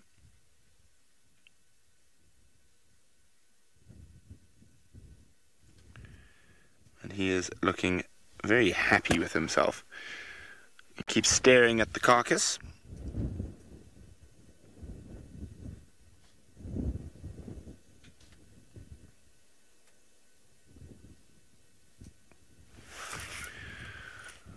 And probably not the first wildebeest of the night. Now I'm just going to see if we can see the females. They've moved off. Mario says he's certainly not little. He's not little, Mario, but he does have a bit of growing still to do. Now, of course, now we can't see the females at all. They've headed up to those... There were 3 females amongst those croton thickets there. And there was a 4th female well off in the distance, but now she's disappeared. Let's see if we can spot her. Might be moving in this direction. No, can't see any of the females, and I don't think this little boy, well, not so little boy, is going to be doing much at the moment. I think he's going to sleep here in the drainage line with his wildebeest for the day until he gets hungry enough. So I think we're going to keep on looking for Kenya, the cheetah, and I think with the lions being down here, and they've been quite active overnight by the looks of the vultures and that I think Kenya would have avoided this area, and wisely so.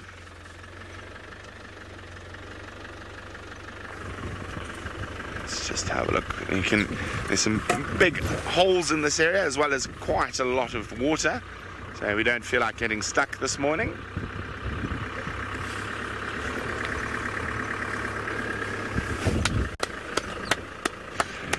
Anita and I walk in the rain. You are correct.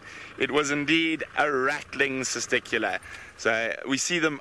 They're not that they're uncommon in the Mara, but they're definitely more common at Djuma. And here we go, a rattling cistecula.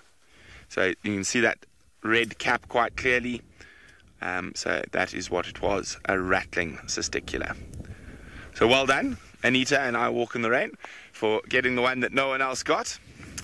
Everyone thought I was being tricky, stout cistecula. I'm surprised there wasn't a levalance in there, but no, it was just a good old rattling cistecula.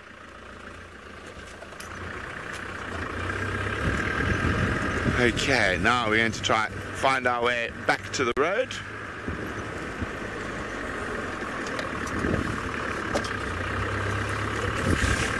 Some big rocks in this area, so just going to keep a careful lookout.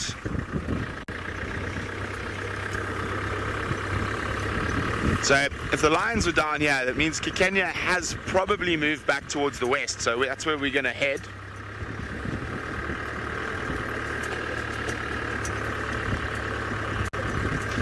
Okay, well, I negotiate my way out of the rocky minefield. Let's send you back to Stivovo, who's still with those wild dogs. Yes, we are. We've come back to the puppies, and one of the males was popped back into the area and had quite a full belly. And the puppies did their puppy display, and they begged and begged and begged, and he regurgitated a whole pile of meat that didn't last very long. It's been snapped up, and they're still whining and crying about it. Please, can I have more? Please, can I have more? I'll just have a listen to the whining. There you go. He's still having a little bit of a munch. Surrounded by the sweet smell of wild dog. It's something that's very hard to sort of put your finger on exactly what they smell like. But hey, Vildy, what's that smell? It's like a sweet, musty sort of smell. And being surrounded by them now, it's also a bit of a puppy, musty, sweet, puppy, musty smell. It's hard to put my finger on. But I remember noticing it the first time when Fergus and I were on the TV show and we were following wild dogs, that the smell that they left behind as they moved was really quite characteristic of them. And we're just surrounded by it now with all these puppies running around and these adults doing their thing. It really is quite special. There we go. There's one of the males. And this is a drainage line where we've had Hukumuri with a kill. Ralph had him. I think we found him in there, and then Ralph found him the next morning, and hyena actually came in and stole the kill from him that he'd left on a log. Very, very interesting how these animals move in and out. And we've also had Rosanna out doubt in this drainage line. I've had Tundi in this drainage line, even Tingana. We've had the Umkuhumas here. So these animals just move in and out, in and out, in and out. So we're still trying to figure out what happened with these dogs. We're thinking maybe they killed something, because there's no doubt that they killed something. There's blood all over their face, but then the kill is gone. And off they were, kind of running up and down. So we're thinking maybe a hyena came in and stole the remains of, probably wasn't too much left, stole and ran off. And due to the fact that these dogs have got some youngsters, and they also do lose interest quite quickly, they might have just abandoned it. If it was a leopard, no doubt we'd find them underneath the tree shouting at whatever cat might be there in the top. At the moment, haven't seen anything. Let's see if we can get another view. Okay, I just have to get around. I think they're on this side of the drainage. You think they've crossed, V? Definitely. Okay, so VM seeing them cross.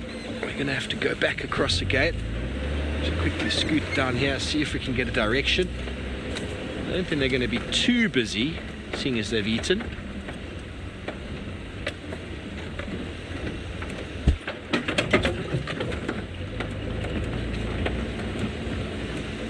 They might just come back again. No, they don't seem to follow any particular pathway, these dogs. Well, how fantastic is this? Yeah, they're on the other side.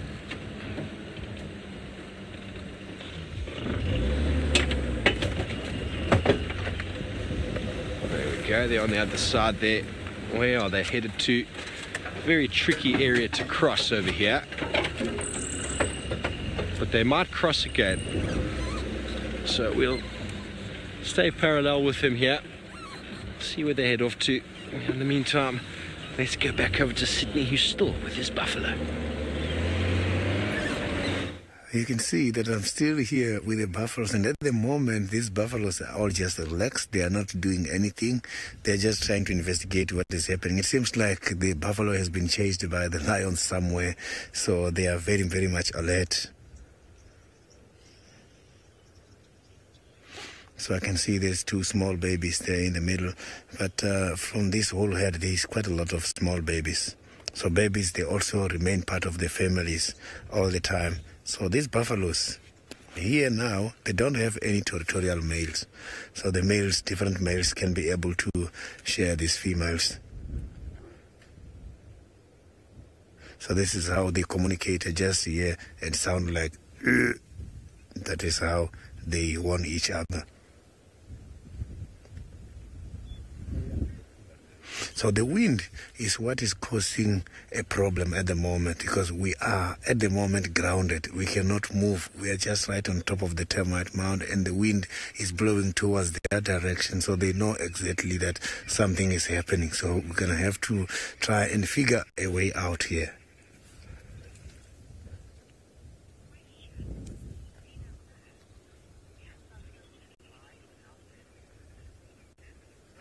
Ninamu, the buffaloes can be able to survive without their horns, because the horns, they're just there in order to fight for the predators. But there's no problem with regards to the breeding activities. Buffaloes don't really fight for the territories. So without the horns, I think they can survive, but they will just be vulnerable to the big predators such as the lions.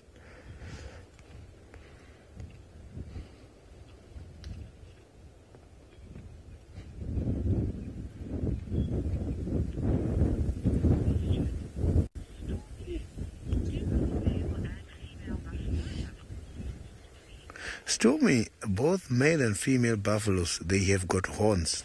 And if you can check, the male horns, they form a boss. The female horns are much thinner, so it's very much to distinguish between a male and a female from a distance. So it means the females as well got a responsibility of protecting the little ones.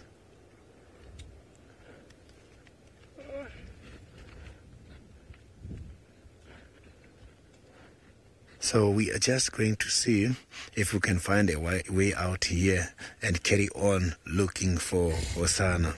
Because I can see now that the buffaloes, they are not doing anything, showing that maybe they are not happy with our presence, or maybe lions are somewhere after them, which can cause us a big problem. I just heard again another call. So they're just checking all directions. They're not only focusing on the direction where we are. So I'm not too sure if it's only us or it's us and the presence of the predators at the same time.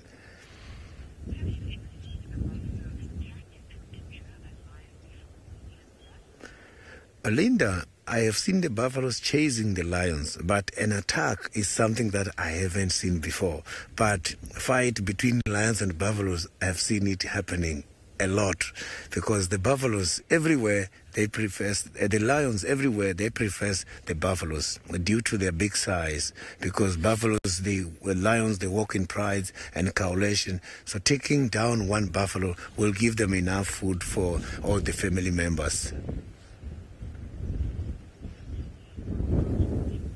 So now let's go back to Steve, who's got the wild dogs on a kill. Yes, well, we've managed to follow them again, and we crossed the drainage line, and they indeed are on an impala. There was a tawny eagle and a battalier eagle that was on this kill, and we're not quite sure. I mean, this is surely the animal that the wild dogs killed, and then something might have spooked them, and maybe because they got pups, they moved off. Sorry about my head there. It's definitely a female impala, so this is where they got the fetus from. And the youngsters are coming one at a time. They're quite tentative, in fact, to approach the kill. Look how they're all a little bit standoffish, really. I think they're used to being provided with the meat. They're used to having the meat chewed off and then regurgitated for them. I feel like I want to move. Actually, can I move, E? Mum and Dad are not going to cut their food for them anymore, indeed. Let me just move a little bit to the side here. We might get a better view. Tell me when you're happy. How's that? Was that better? Okay, there we go. So it's very interesting. I mean, it's the puppies are used to getting food, but they're not quite sure where it comes from. So this animal that's lying on the floor, well, that is not what provides food. For them, food is that's regurgitated from the mouth. Let's just listen to a little bit and see how this unfolds.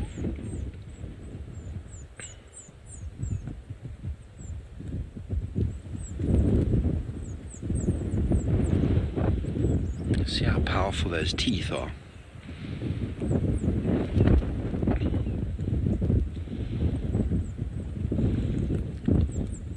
So that answers the question. We weren't sure. We didn't think that they'd eaten an entire impala. Definitely was a fetus of an impala. Couldn't think of anything else of that size. But what it is that moved them off of this kill is very hard to say. Because there was no other predator seemingly on it apart from the two eagles. There you go. The puppies are learning. What is that? Listen to the bones being broken now.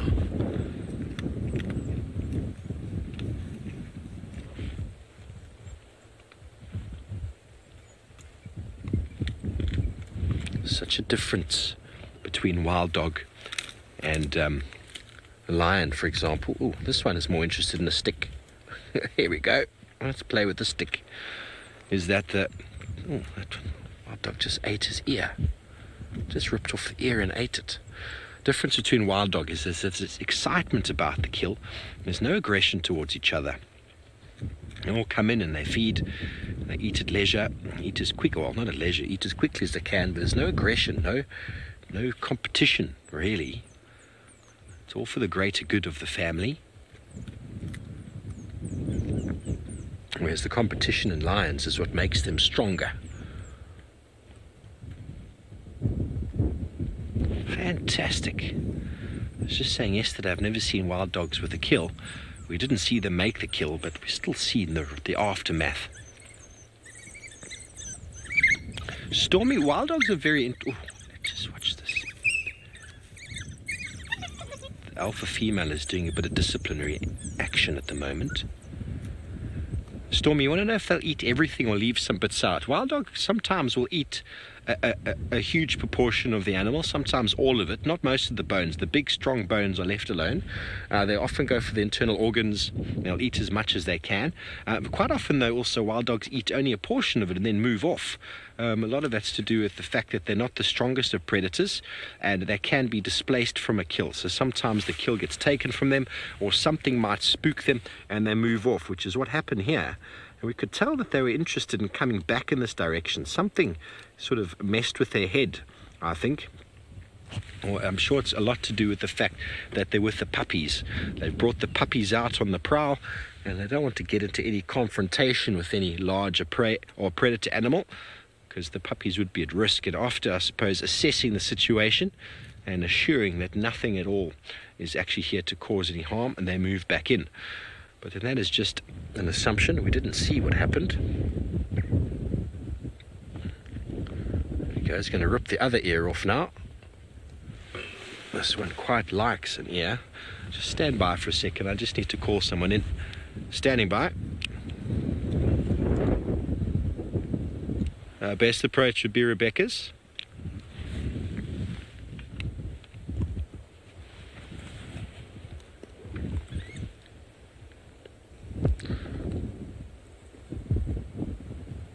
So very interesting how the puppies were tentative and now they're all on the kill.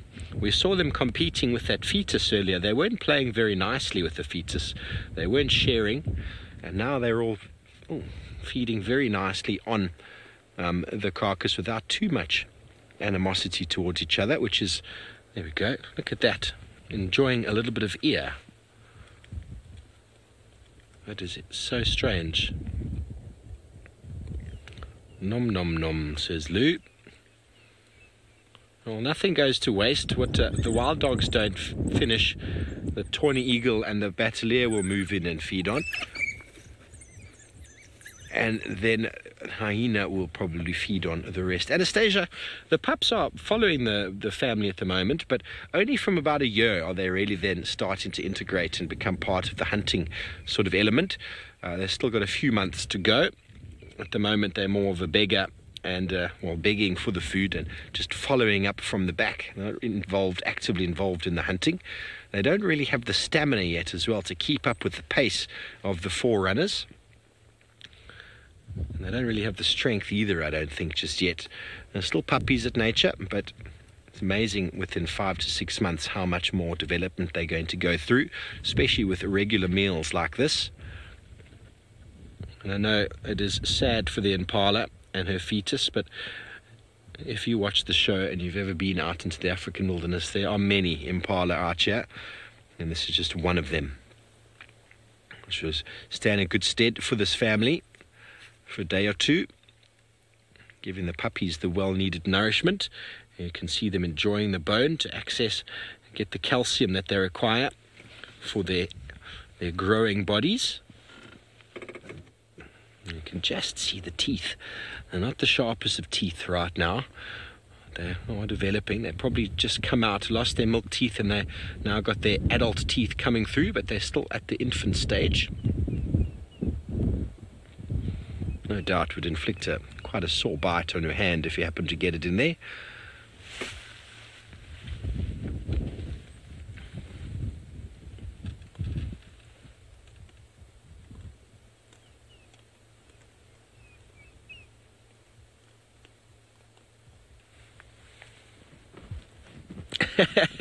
Sunny Jane, a lot of munching animals. Well, we do try. We'd love to show you munching animals every day.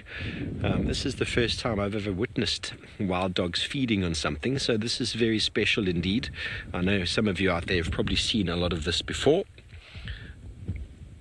VM says he's seen lots of wild dog interaction, but I think we're very blessed to be having this family in and around, and we're probably only about maybe 800, 900 meters from our camp right now, which is very special. It's why we do these intricate circles. We might go far and wide, but we always pull it home and come quite close. Again, we are in the middle of the African wilderness. Although we do live here, we are surrounded by wildlife, and it is a very, very interesting place to be.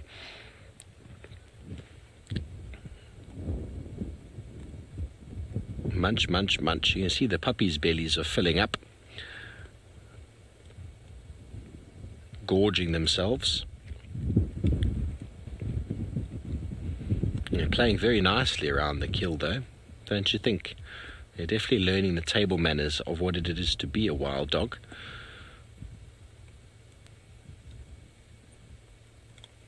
If they don't, they get disciplined.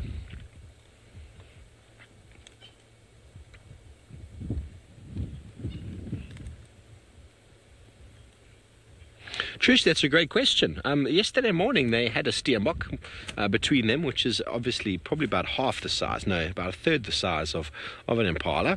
So, and that has lasted them until now, but we don't know if they hunted last night. The last visual we had of them was them departing over Sydney's dam into Manuleti at a very high speed, and maybe they killed something there.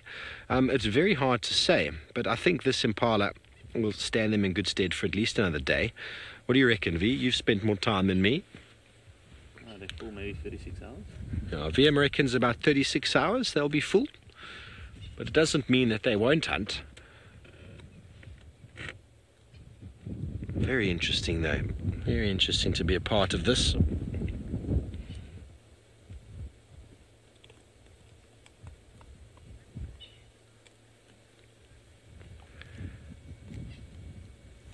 Munch, munch, munch go the wild dog puppies. And it seems like our new interview, Stephen, has found a beautiful bird, a bird that was just a moment ago on this kill. Let's go and see what information he's got for you.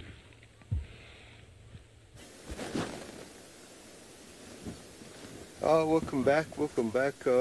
We don't have a lot happening out here in the Mara, but we are looking at a juvenile butler eagle. One thing about raptors is that you find that especially the eagles, the juvenile and the adult are completely different. You think they're different birds. This particular eagle, the butler, takes about 7 to 8 years to completely change from juvenile to an adult plumage. There are actually 2 of them out there. There are 2 of them. The butler also happens to be the most aerial of all the African eagles. They spend a lot of time in the air just riding the thermals, having a good shot there. Also, one particular characteristic, or if you look at the tusks, or what we call the legs of the eagles, they are not booted as most of the other eagles. The butler and the snake eagles normally do not have booted tusks. They are bare, and that is as opposed to the main characteristic of the most of the other eagles, the martial eagles and the rest. Butler, when I was doing my birding, I was told is derived from I think a French word meaning an acrobat or a tightrope walker, and that actually is something to do with the way the bird flies. When you look at it flying, you find that it's like a tightrope walker holding its stick up and just balancing up, you know. It's an amazing thing just to look at it. At the moment, most of the time during the morning they won't be flying much. They're just sitting and warming there. Yes.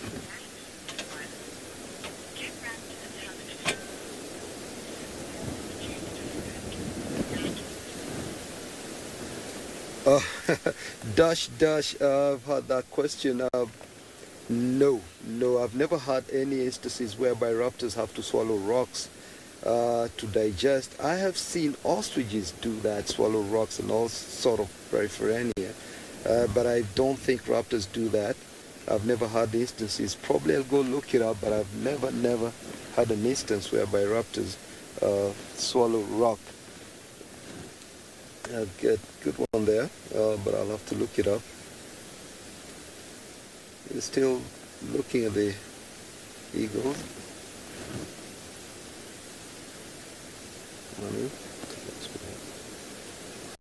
Oh, there she goes. She's come up. She's patched up a little bit higher, maybe for us to get a better picture.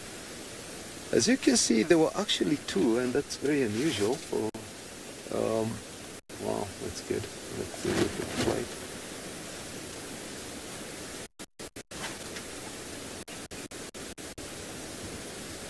The reason why I'm saying that there is unusual to see two of them because normally eagles, yes, will lay 2 eggs. Huh? Sorry, I didn't hear that. Come again, please.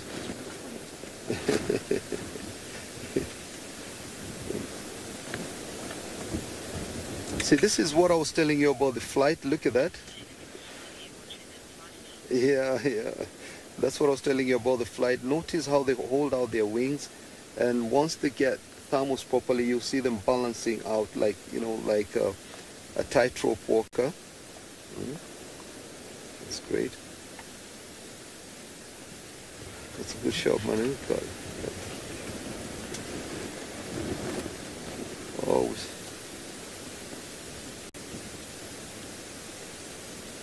Still soaring, trying to get a bit of the thermals.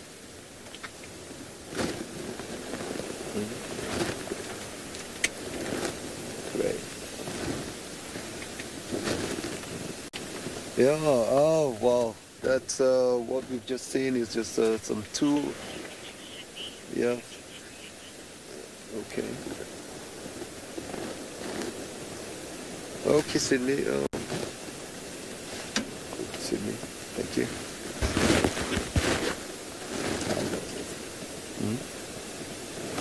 Okay, we are linking back to Sydney. We don't have a lot happening out here. Till the next time. Thank you. Awful. Left the biggest head of the buffaloes at the moment, and now I am next to the big marula tree where I have got fresh evidence of Hosanna's kill. You can see that Hosanna was here and he caught a scrub hare. You can see the scrub hare's head is there and the body is here. So, but this kill is still very fresh. So it means Hosanna is around here. You can see here there's quite a lot of ticks there. Maybe I can wait for Sensor to come closer so that you can be able to see the ticks.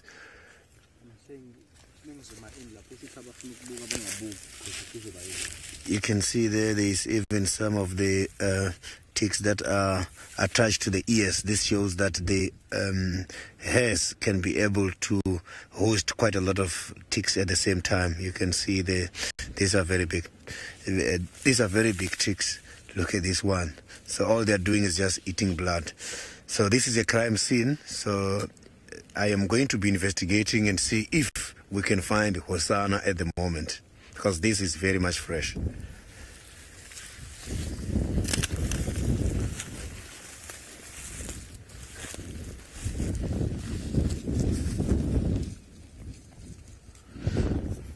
So maybe he went down to the water hole by Viotella Pen area. He might be coming back. Joy, I'm not too sure what exactly happened here. Maybe he is around. As we saw last week, Hosanna managed to take down 3 different kills, and he didn't eat them both at the same time. So he ate one first, and the other one, he was just keep going back at the same area. So you might find that he's here, or maybe he got another kill. It's normal for Hosanna to have 2 different kills at the same time.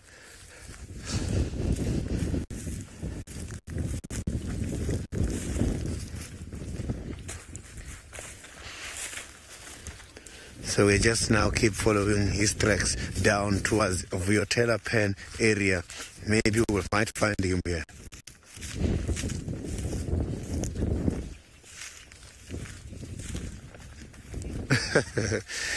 Sebastian, the cats, yes, sometimes they do kill just for fun, because killing to them is like an instinct behavior. So they enjoy killing animals. But I like Hosanna because Hosanna doesn't waste. He kills and he eats everything. Even if it's 3 different kills like what we saw a few days ago, he ate everything, which is better. But other predators such as lions can just kill and leave the animals lying there. Other animals will come and eat afterwards.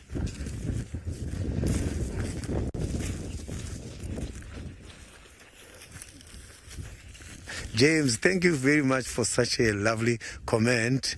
We will try and see if we can find Hosanna, the little chief himself.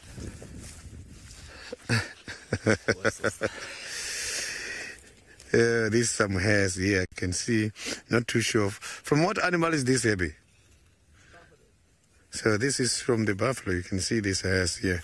Yo, they are very much strong. So this is what people can use in order to make things such as the bracelets. So you just pick it up on the ground. We did not kill a buffalo to get these hairs. And Senzo is interested too much on these hairs because he likes the long hairs. Okay.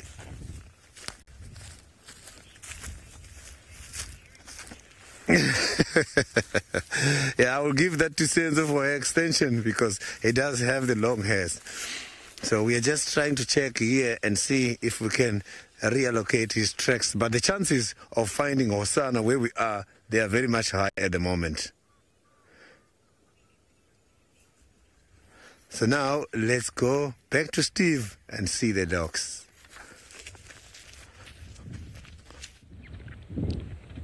Yeah, well, thank you, Sydney. I'm finding it so strange. Decapitated scrub hair, chunk of buffalo on the ground. What is going on with these animals this morning? There's lots of meat, except the meat that Sydney's found hasn't been eaten. At least these wild dogs came back and are finishing eating.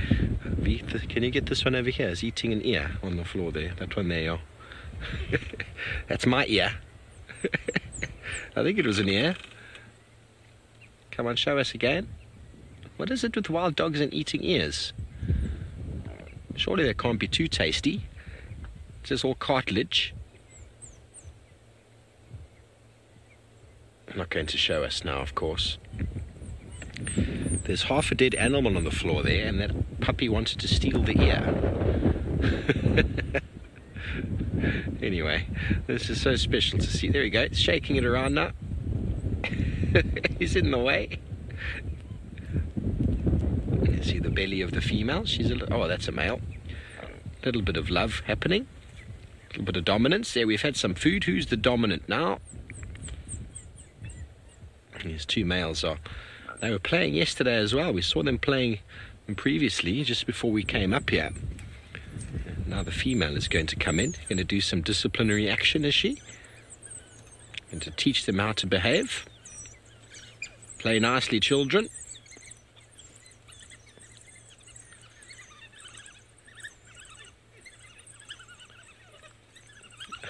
Puppies are begging again. You hear that squealing, snapping at the adults. They want them to regurgitate food. A little bit of discipline. It's important to understand when they've overstepped the mark. Just hold on 1 second. I'm just calling Rex into the sighting. Standing by.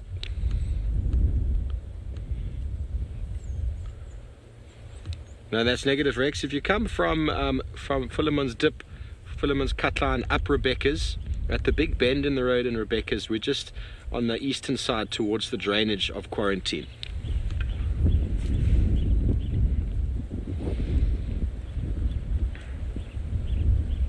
Marvellous that we've been able to spend time. It's very quiet this morning. There's only one person responding to this, but we've had this all to ourselves. We feel very special, very spoiled. And that Impala is looking like she's had better days.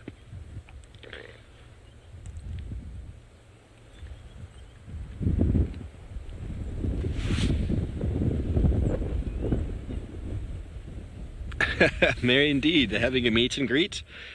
It's so special to be able to spend time with the wild dogs, to see the behavior that I've only ever read about, and all that whining and the begging.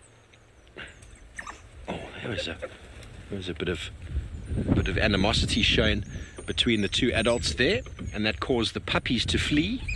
They are a little bit skittish around the kill, and two of the adults had a little bit of an argy-bargy there, and that argy-bargy caused the puppies to head for the hills, which is a safety mechanism. If something happened to explode upon this kill, be it a lion, a leopard, or a clan of hyenas, the best thing the puppies could do is to get away from it. And that's exactly what they did very, very quickly. It just goes to show... Oh, shame. There's life lessons here for these puppies. They're learning how to move away from a carcass when there's some negativity happening.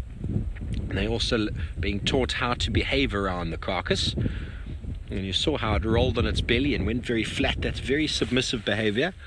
And obviously when you're a puppy, you need to be submissive towards the adults. And I'm thinking that's the alpha pair that's busy feeding. And the other two at the back are just the other two males in the pack. They're having a little bit of fun. A little bit of bro time. Which is interesting. When you see lions after a kill, they don't play with each other. They don't like each other very much after a kill, whereas dogs seem to be quite happy to socialize.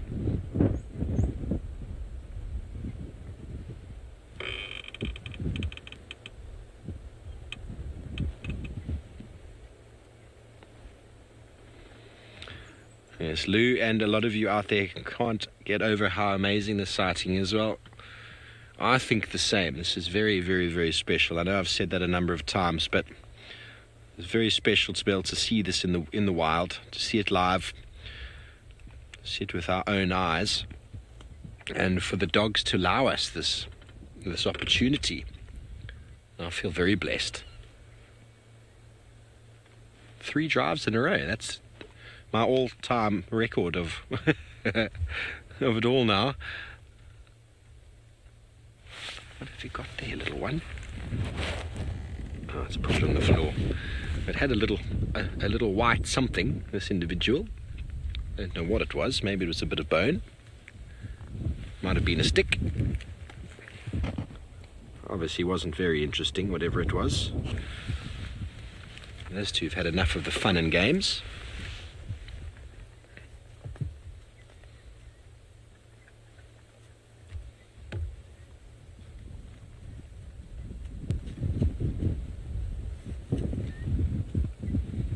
So, V, do you know if there's a name for these dogs yet? Is there a pack name, family name?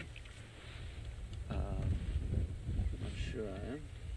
Ivy, the pups from 3 months are weaned, so they've almost exclusively milk up until that point. The adults, when they come back to the den, would most certainly bring back meat, which they would have been feeding on probably from as early as about a month and a half. Not in enormous amounts, but slowly getting into their diet. But from 3 months, they don't get any more milk, and it's all solids. And what we're seeing now is that they're actually being brought to the carcass, to the kill. And you saw they were a little bit tentative. It's because it's still quite new to them. If they were quite familiar or very familiar with the carcass, then they would be on it in a flash. But they took their time getting here. The adults were already feeding for a number of minutes before the puppies slowly came in from behind. But from now on, this is the only way they're going to get food, apart from, obviously, we saw just before the adult regurgitated a little bit. But that begging is not going to suffice for too much longer. The adults already, we're seeing a little bit of animosity towards the youngsters. The adults are going, come on, you're big enough to do it for yourself. If you want some meat, keep up. And so that's why we're seeing a little bit more sort of aggression towards the youngsters, because they need to learn you can't get away in life with begging all the time. You need to become part of the family, part of the hunting team, and then you provide yourself with some food as a unit. So definitely from now on, but from about a year, they'll be active members of the family for hunting. But now they basically just follow from the back. Hold on 1 second. Standing by.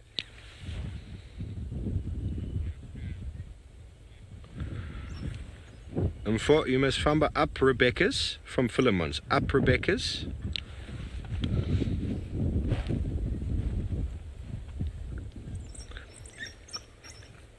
He hasn't quite understood my directions to the sighting. Well, we are going to stay here with these wild dogs and the puppies and this poor impala. Do not fear. So please keep your questions coming through. Send that through that one-word tweet, if you will. And let's go up to the Masai Mara with Stephen, who's got the largest of the eagles. Welcome back to the Mara. We are looking at a martial eagle which has a kill. We think it's a scrub hair, but it's not very clear. You can see it, just the head popping up that particular tree, and it's looking at us. It's taking a peek at us. It's ways off, about 100 meters or 50 meters away, Manu? About 50 meters away from us. Doesn't seem to be doing any eating. It's just happy to clench on it with its talons. Very powerful eagle this is. Probably the largest of the African eagles, the martial eagle. You can see it just hunching there. I think it's preparing to eat. But I don't think it's in a very comfortable position, because that's the very shaky branch. It would look for a stronger limb to, or probably fly down on the ground to do that.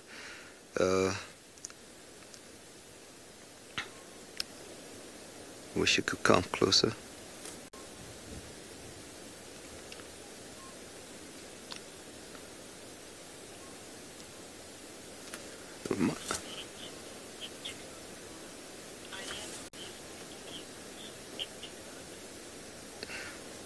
Oh, thank you, Indigo Girl. Yes, we do.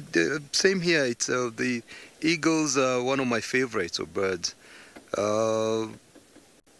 But unfortunately nowadays we just see them in these restricted areas. A lot of human encroachment into their natural habitation has caused them to become lesser and lesser. We are hoping to create more areas for them, but unfortunately that's the way it is at the moment. But yeah, they're beautiful. The eagles are among my favorite, particularly the martial eagle. Look at that. Wow. Great.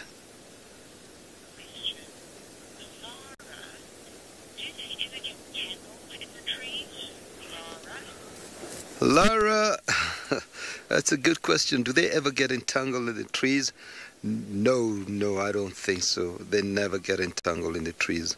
Remember these birds, that's where they nest up those trees. They live on top of the trees.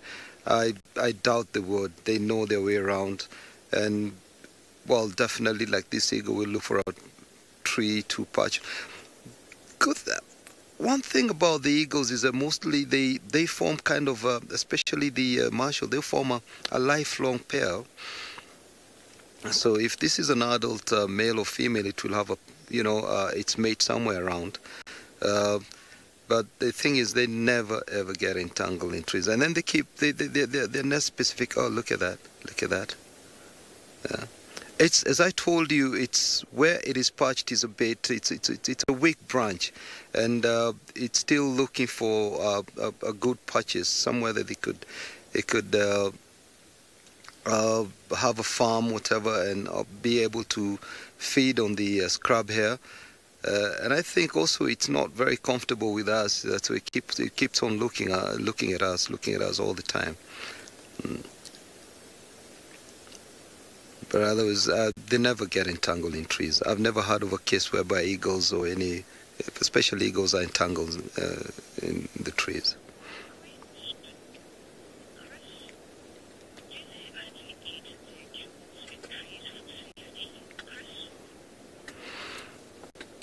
Chris, do they only eat it? Oh, No, really.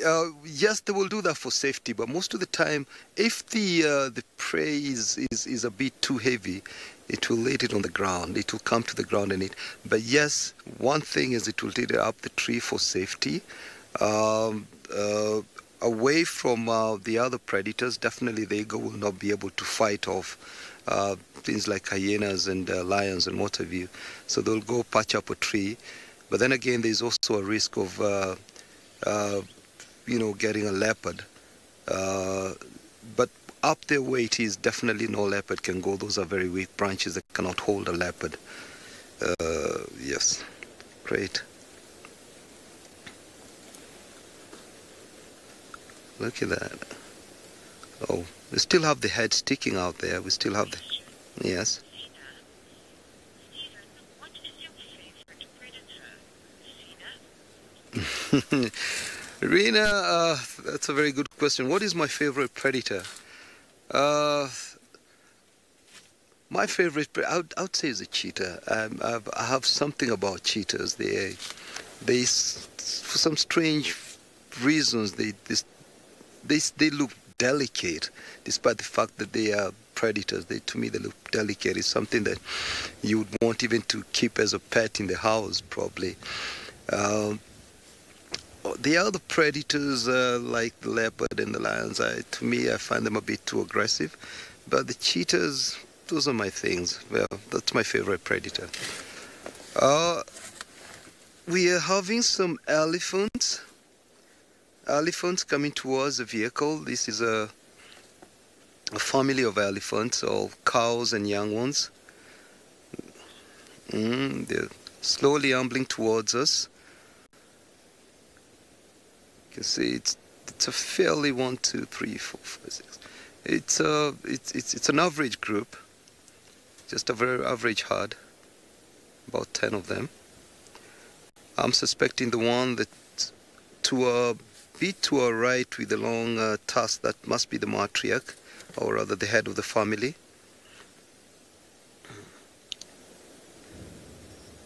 Elephants will spend most of their time feeding, because they eat a lot, and apparently they only digest approximately 30 to 40 of what they eat. Look at that. During the migration, normally period, you find that they become more of browsers,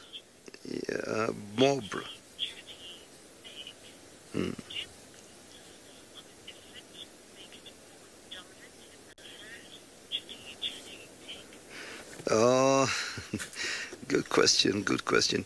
Really, Chitty Chatty mate, the size of the tusks really doesn't really determine if one is more dominant, especially in a group like this. What we find is that the oldest of the female in that group, despite not having probably a long tusk or maybe having shorter tusk than the others, will always be the head of the most dominant of this group. Of any given group, the oldest female will be the most dominant. The elephants, the African elephants, due to, I think, the way they were over the years being hunted by people, and this actually was found out in places like the Savo and the Amboseli, they intuitively came to know that one of the reasons that they're being killed is because of their tusks. And strangely enough, they started growing smaller tusks. It could not be explained whether it was just they switched off the mechanism of growing longer tusks or something like that. But nowadays we have elephants with shorter tusks as opposed to long ago. But the cows do not have as big tusks as the bulls. These are, as I told you, these are just all cow. These are all cow groups. These are females and young ones.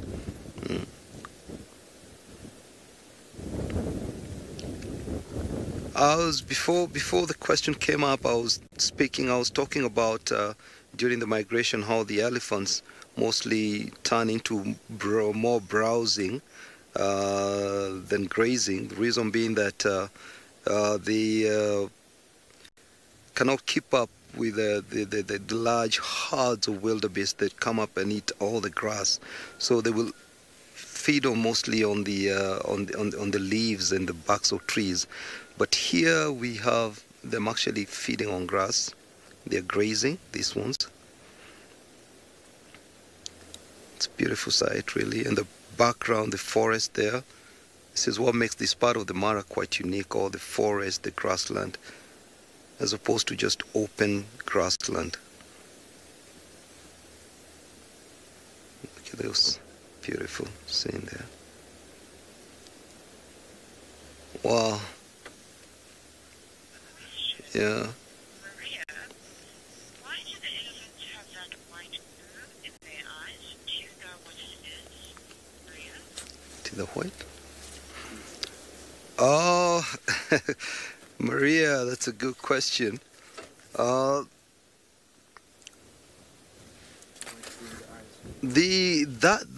particular is just it's just a sort of an excretion, just comes from the eyes. It's doesn't really denote sickness or anything. It's just the eye getting cleaned out, just like how human beings, you would have something in your eye and you have tears coming out just to clean out the eye and keep it, clean and having no infection in the eye. It's just an automatic mechanism of just cleaning out the eyes, basically. Yeah. Beautiful. Oh God, look at that! Look at that. Which part? I didn't get to see. Huh? I think our martial eagle has come back there. Manu has just gotten that shot of the martial eagle coming in there. Yeah, great.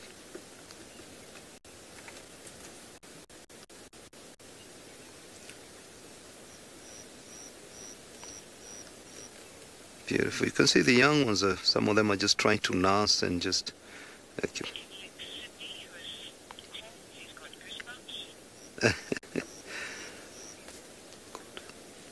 Okay, great. That is beautiful. I think now we'll just, while we are watching the elephants lazing around, we'll go to South Africa, see what Sydney has got for us. Understand he's having a very good morning with the wild dogs. Thank you very much, Stephen, and I wish you all the best on your interviews that side.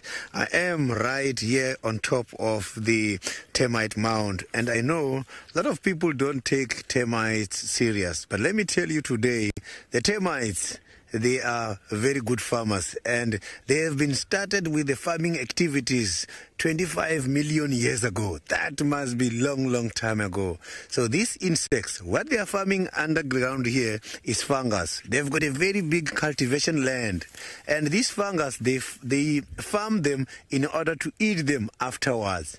And this is what they do. What is it that these termites are using in order to feed the fungus inside? They eat the vegetation material, and the vegetation material parts which are indigestible, they've got to come and feed the fungus, and that is what the fungus grow from, and after that they are going to eat this fungus. And sometimes you will see the fungus protruding, coming out of the termite mound. And while we're still very young, we used to go during that time, during the rainy season, and collect quite a lot of fungus from the termites, and then we bring them home. They cook them, and we used to use them as dinner and also during the breakfast. They are very nice fungus. So the termites, they are very much clever, and they have got a very good knowledge of farming. I'm sure conservation farming. Yeah, it's not a stock farming. They've got a conservation farming, because I can see how they are doing things there. There's quite a lot of conservation ideas with regards to nutrient cycle and all the other things. So these termites, the soil here, I want to take this soil. You see, this soil serve as a very strong medicine. So you can use this and eat the soil. I'm just gonna eat this.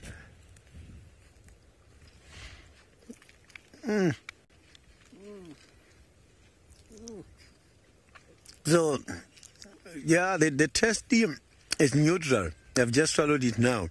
So you can use this soil in order to solve the intestinal problem, the gastrointestinal problems. You can use this soil.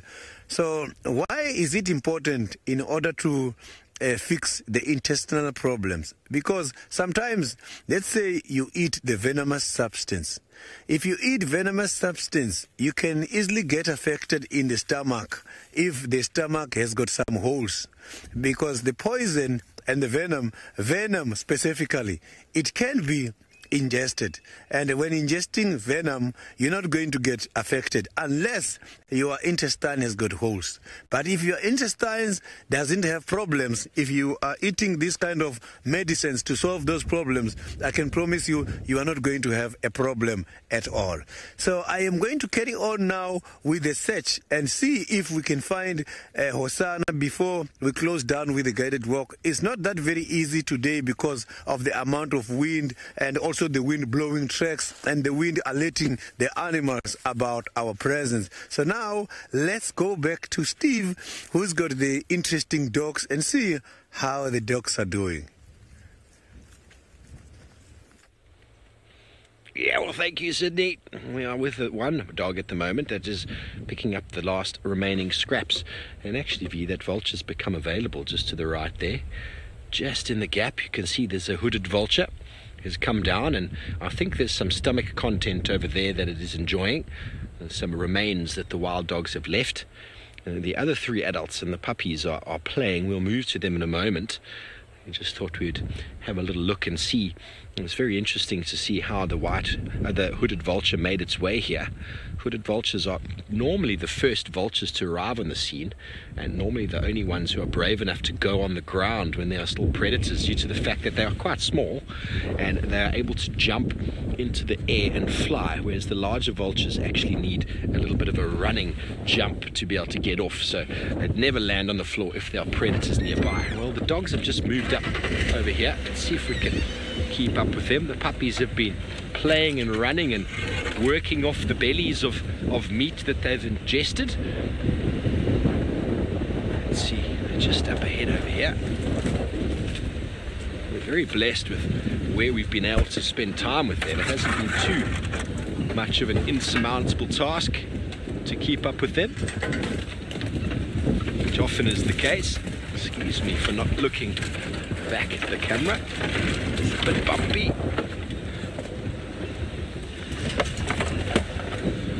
There they are.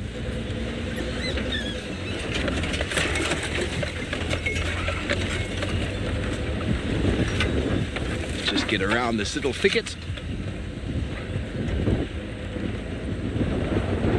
Get you in a nice position. Nice and open up here.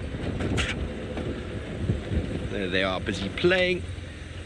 They're actually begging again. The not so alpha of the adults. Please give us some food, please. So you can see that that will eventually get very irritating, and that's why they're not doing it to the alphas. The alphas will discipline them. So it's to sort of the subordinate males. They're begging and begging and begging.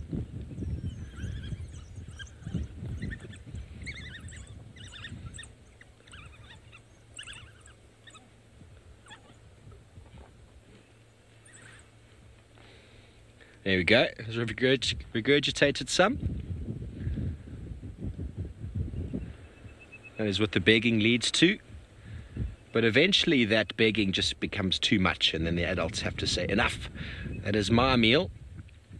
And that is why the adults are in a constant search for food. As these growing youngsters get bigger, the demand for food increases. And then off they go once again,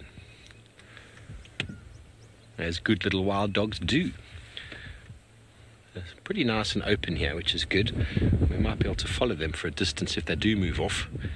I don't know if they're going to hunt again. At Impala there was a little bit left on there, but they didn't leave too much behind. The hooded vulture, the battalier and the tawny eagle on site are going to be very, very happy with what's been left behind.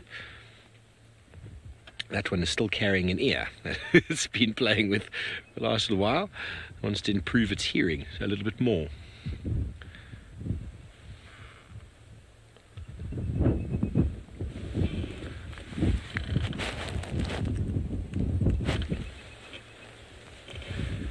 Kelly, that's a good question. I'm not 100% sure, but I reckon from about 2.5, maybe 3 even, the puppies will reach sexual maturity, but they won't be sexually active due to the fact that you need to be an alpha to be breeding. So maybe if they are really pining for puppies, they will have to leave the family to go off somewhere else. Well, before we move on, there's the tawny eagle sitting in the tree. There we go. A beautiful tawny eagle. I was quite enjoying the remains of that wild dog kill until they came back. You see the crop is distended. Had probably quite a large feed before they came down. They learn to be very quick in their approach. But let's continue on. See if we can keep up with these dogs before they get too far ahead. I still see them. They're not moving too quickly. It's quite nice having them with puppies. Oopsie, watch out for the hole. Couldn't ask for a better area, have we, to follow them in?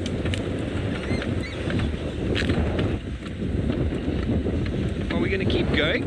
I'm sure we're going to get into another position to get them doing something. Maybe they're going to settle down soon. To settle down and maybe have a little bit of a chill. But while we do that, let's go over to Brent, see what he's up to, back up in the Masai Mara. Welcome back. Well, it sounds like Steve's having a fantastic morning with those puppies. We haven't had any luck with Kikenya, so I'm heading now down south to my favorite part of the Mara, down towards Ngarare, into that lovely acacia woodland down there. See if I can find that big pride of lions, 22 lions. There's also been that female cheetah with 2 sub-adults in that area. So I think that's our plan. Still quite a lot of wildebeest around down there.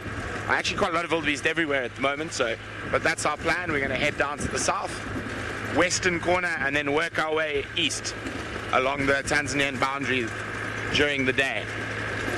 And who knows what we might find. Thought I saw a lion, but it's not, it's a stick.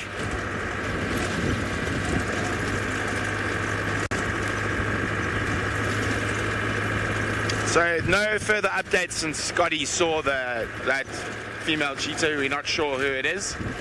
So hopefully we'll be able to find her again today and maybe get some ID shots and send them off to Mara Predator Project. Maybe they've got an ID on her. Now she could be a completely new cheetah for us and for the Mara Predator Project, coming in from Tanzania, which is always exciting. And that's the wonderful thing about these open ecosystems, that you do get natural movement of animals like that. And also, the Sausage Tree Pride have been in this area. I wouldn't mind seeing old Kinky Tail one last time before I head, or before I migrate back to Djuma, which I will be doing, or I'll be migrating back to South Africa on Saturday. So today and tomorrow will be my last sort of days in the park itself for this year.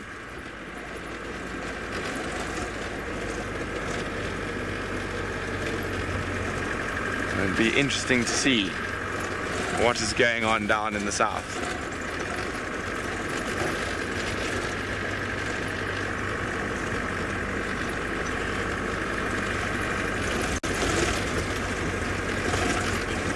Granny Peg would like to know, are the sausages the most dominant pride in the Mara? Mambo! He's moving his bed on the back of that car. One of the rangers is obviously moving ranger's post, and he's got his bed on the back. Granny Peg, no, the sausages are not even close to the most dominant pride. So there's only 5 adult females. And I'd say in this area where they've been forced into now, the most dominant pride is going to be that very big pride, that Ngarare pride, by just sheer force of numbers. Now the Ngarare pride are a little bit skittish around cars, so you've got to approach them quite carefully. But if you take your time, you can get close enough to view them nicely. But yeah, I'd say in this area, the Ngarare pride, or the Aldonia pikes is also a big pride. both those prides are probably dominant down in the southwest. Now all three of them now share those two big males that have come in from the south. I wouldn't mind seeing them as well, one with the blonde dreadlock.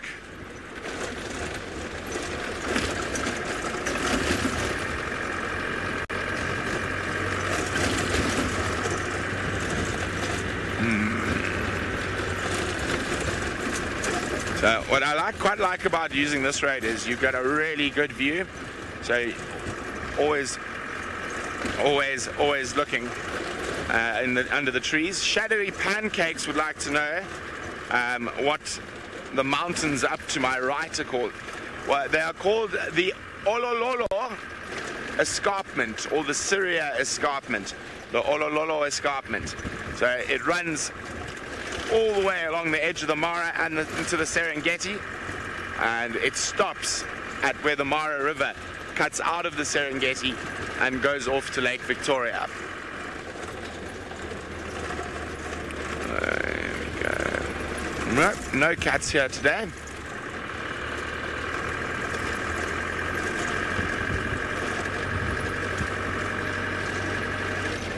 Now during the rainy season, when you drive along here, you actually see a lot of waterfalls, but they're all dry at the moment. Is there someone on Sangs Rock today? It looks like it.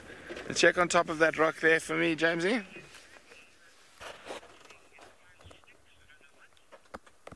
No people on top of it today. So that's Sangs Rock. We've actually been to the top of that, but from the top side. So, well, we're going to keep searching. In the meantime, it sounds like Sydney and Herbie have found something in a pile of sticks.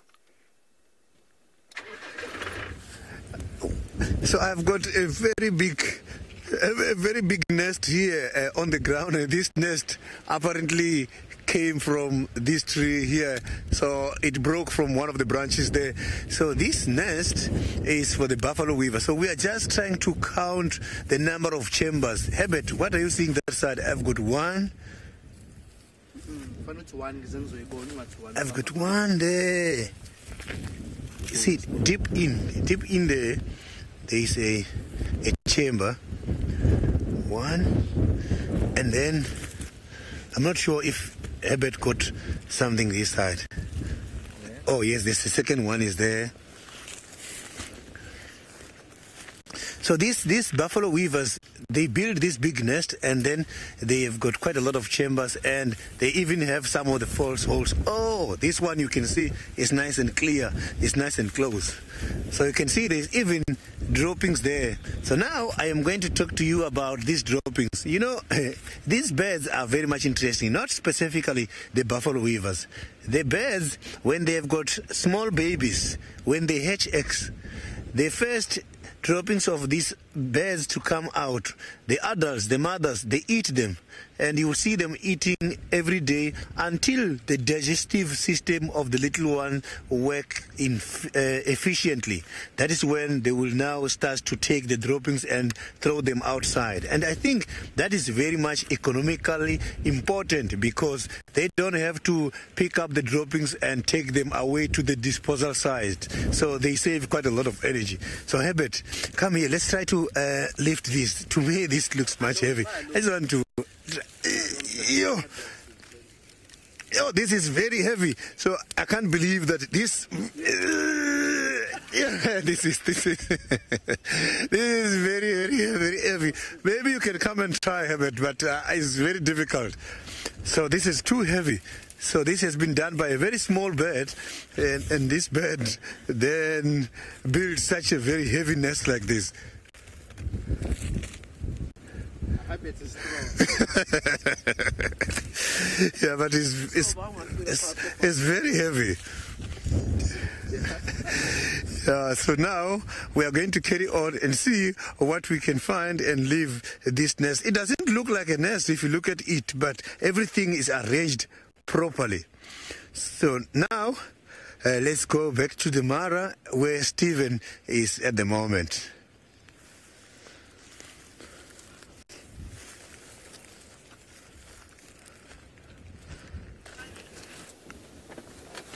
Welcome back to the Mara. We are looking at elands here. We've got a group of elands, females and some calves also. Beautiful sighting. Elands are normally quite skittish. You can't really get close to them. As you can see, both male and females elands have horns, spiral horns. This is the largest of the antelope actually. Very, very nice group there. Nice shot. This female seems to be looking at us and wondering what we want with them, but it doesn't bother them much. They are browsing comfortably. Oh, it's beautiful. The weather here is perfect, not too hot. I think it's approximately 25, 26 degrees Celsius. Well, I don't know what that translates to. Beautiful. They have everything they need there because we can see there is a bit of water in the foreground also, so they don't have to go very, very far. After a belly full, they will just probably come down and have a drink.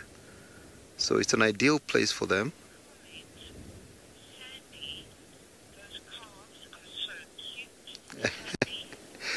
Yeah, they're beautiful. Those Sandy, I love those calves too. They're very, very beautiful. As you can see, the coat is a bit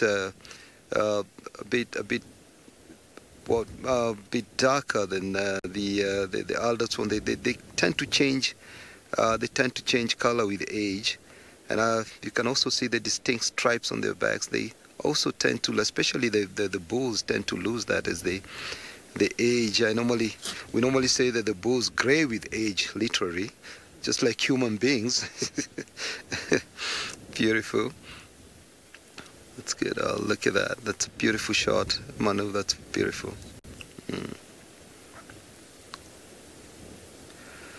I'll also like to add that these are their favorite food for the lions. The lions really love preying on the elands if they can. But the elands are known to be able to jump very, very high from a standstill position when startled. So that's one way that they protect themselves from predation.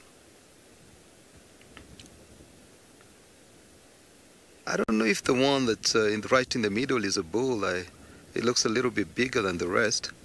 Yes, I guess that's a bull. Yes, yes.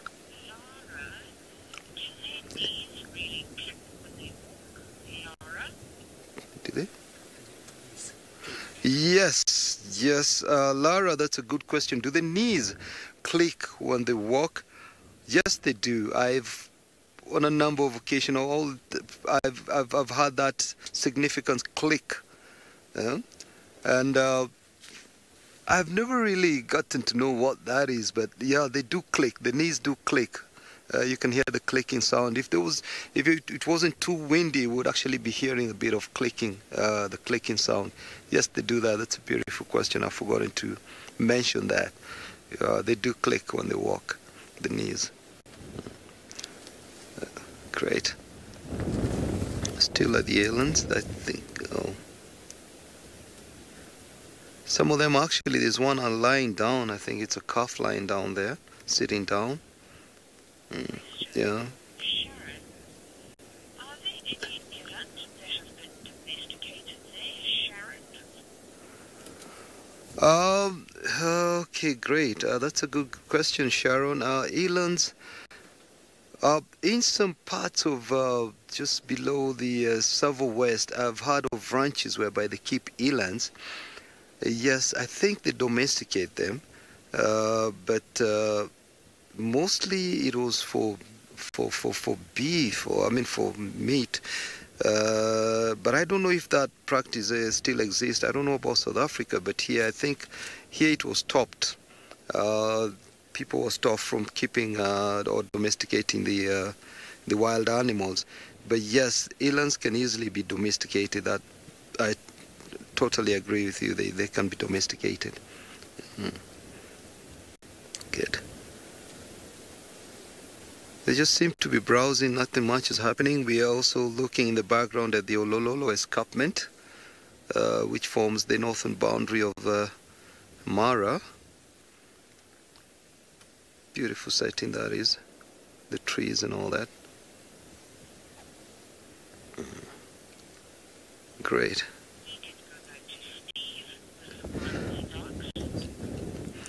Okay, I think I'll hand you over to Steve down in South Africa, and I would like to wish you goodbye. Hopefully we'll meet in the future. I'll also bring David back on board to continue the last of the segment. It's been a pleasure being with you. Thank you very much, and have a lovely day.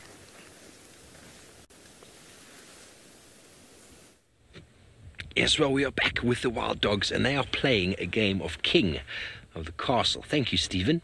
Thanks for your input this morning. It sounds like it's been a great one. Dogs are still begging. The adults have been chasing each other around this termite mound. Now they've all decided, obviously, to go on the other side. There they come. There's a vehicle there. One of the landowners has finally joined us.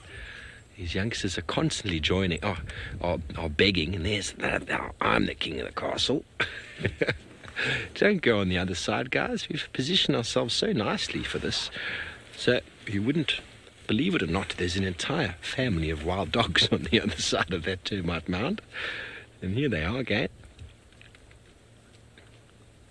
Their energy just amazes me. They just don't stop. They haven't stopped since we've been with them this morning. They're up and down, up and down. And even once they have fed, they're playing, they're moving, they're running, constantly alert. Enormous amounts of energy, even with a full belly. And in the time we've been following them, the adults have regurgitated another 2 times for the begging pups, which is probably why they're scanning the horizon again. I think they're still hungry, or they're not as full as they were. There we go. Enormous ears, a very good sense of smell, and then a little bit of height to aid in their distance visuals. It's fantastic to be able to see this. Please take some screenshots of these marvelous dogs on top of the termite mound.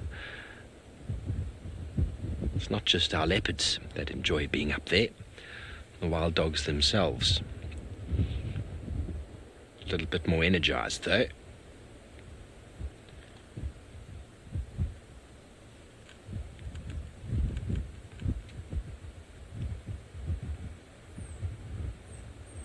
Another picture.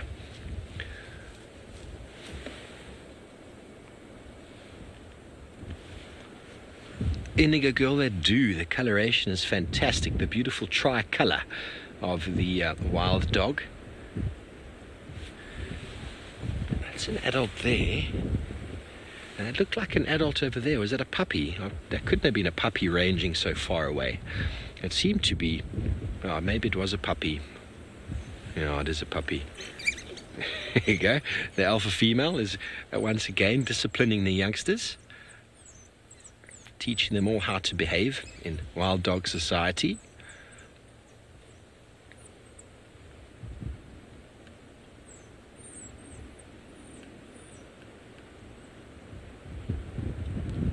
And the wind is picked up again. It is howling.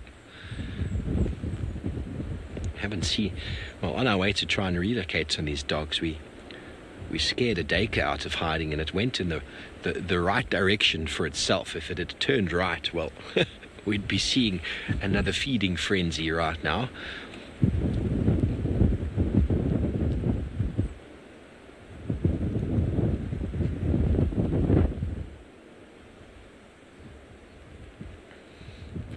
Jason, that's a good question. I mean, I don't know what they would do if I got out the car. I think it would definitely pique their interests, but I don't think they would run as in like suddenly the entire behavior would change, but they'd probably become quite alert and they'd probably move off from me. Just what they're doing now, they're constantly moving and constantly looking and constantly moving and constantly looking. I don't think the behavior would change too much, but I don't think they'd be too happy. There we go, a little bit of dominance. There we go. Who's the king of the... Oopsie, that's mine. Again, he's going to try. Oops, that's mine. It nearly fell in the termite. A little hole there. Oh, well, we're going to quickly go over to Brent, who seems to have found a very, very interesting looking animal. We'll quickly watch these dogs a little bit more display. Are they going to go up the termite mound? But let's go to Brent. Well, look at this. My second leucistic zebra sighting of the year. I'm not sure if it's the same one. It's a bit far away, but definitely a leucistic zebra. You can see it doesn't have that prominent black. It's almost sort of golden. I don't know if any of you guys have got screenshots of the one we saw a while ago. Maybe you can have a look, see if it is the same leucistic zebra. We're quite far, about 40-50 kilometers away from where I saw the leucistic zebra last time, but that doesn't mean it's not the same. I'm hoping it moves closer to the road. Let's try a bit forward. Looked like it might be moving towards the road, so I'm going to wait for it to get a bit closer. And maybe it is the same leucistic zebra that we saw last time.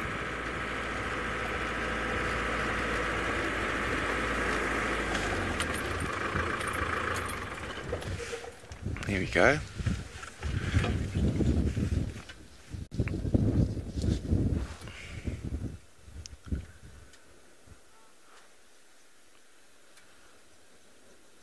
Now you can see quite nicely there next to the normal coloured zebra, just the two bottoms, and showing you the different coloration there.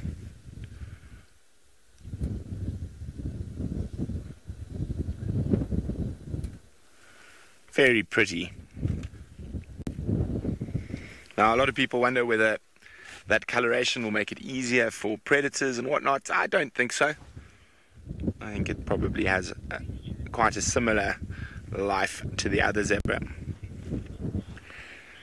So Carol's asking, will being leucistic cause the zebra to be more sensitive to the sun? Not at all, Carol. So albinism, or if it was an albino, so it completely lacked any dark coloration in the skin, yes, it would be extremely sensitive to the sun and wouldn't survive very long. But with leucism, it's just a lack of the color pigment melanin, so pure black. So you can see it still has browns and golds and whatnot. So it is not sensitive to the sun. As you can see, it's standing happily grazing out in the bright sunlight.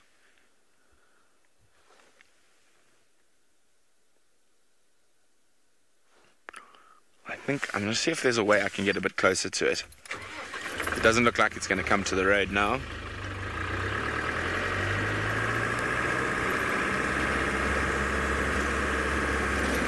The banks of the road are quite hectic here. So I know where there is a spot to go down.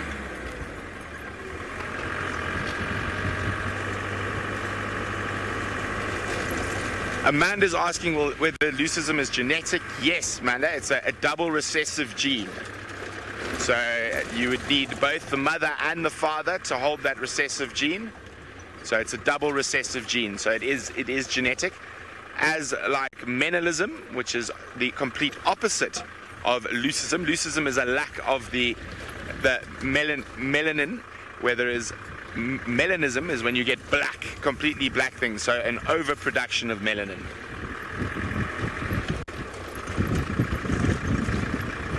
Now, in animals that you have leucism, it's very, very rare to have menelism. So you will get leucistic lions, white lions, but you won't get menelistic lions, you won't get black lions. Now, leopard is one of the funny ones, because leopard is a bit of an exception to the rule, because they have menelism and leucism, and it's quite interesting. They're one of the only animals that actually has both.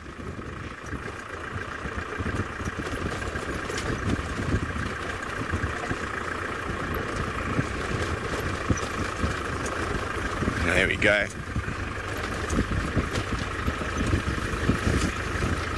Okay, we're going to give you one last look at a leucistic bottom. Here we go. Don't go hide behind the other zebra now. So there we go. Leucistic bottom of a zebra. But we're going to send you back across to Steve, who's going to end the show with my favorite animal, the African wild dog. Thanks, Brent. Leucistic zebra. I've never seen one of them before. How interesting. Well, the dogs moved off a few hundred meters or so. We've managed to keep up with them. They're now very conveniently positioned themselves in the road for us, where we can actually get to see some last visuals of them as the youngsters are playing, still whining a little bit, but let's get some last views of them as they slowly stop for us for the first time of the morning. They're lying down. The adults are still very, very alert, but the youngsters are probably pretty tired after a very busy morning. But the adults still don't seem to have given up on whatever it is that they're trying to do. But thank you to all of you for joining us this morning. It's been an absolutely sensationally fantastic morning from our side. Well done for David up in the Mara with Brent as well. Thank you for Stephen for his interview drive. We'll see you again nice and early this afternoon. Have a beautiful evening, and we'll see you then. Goodbye.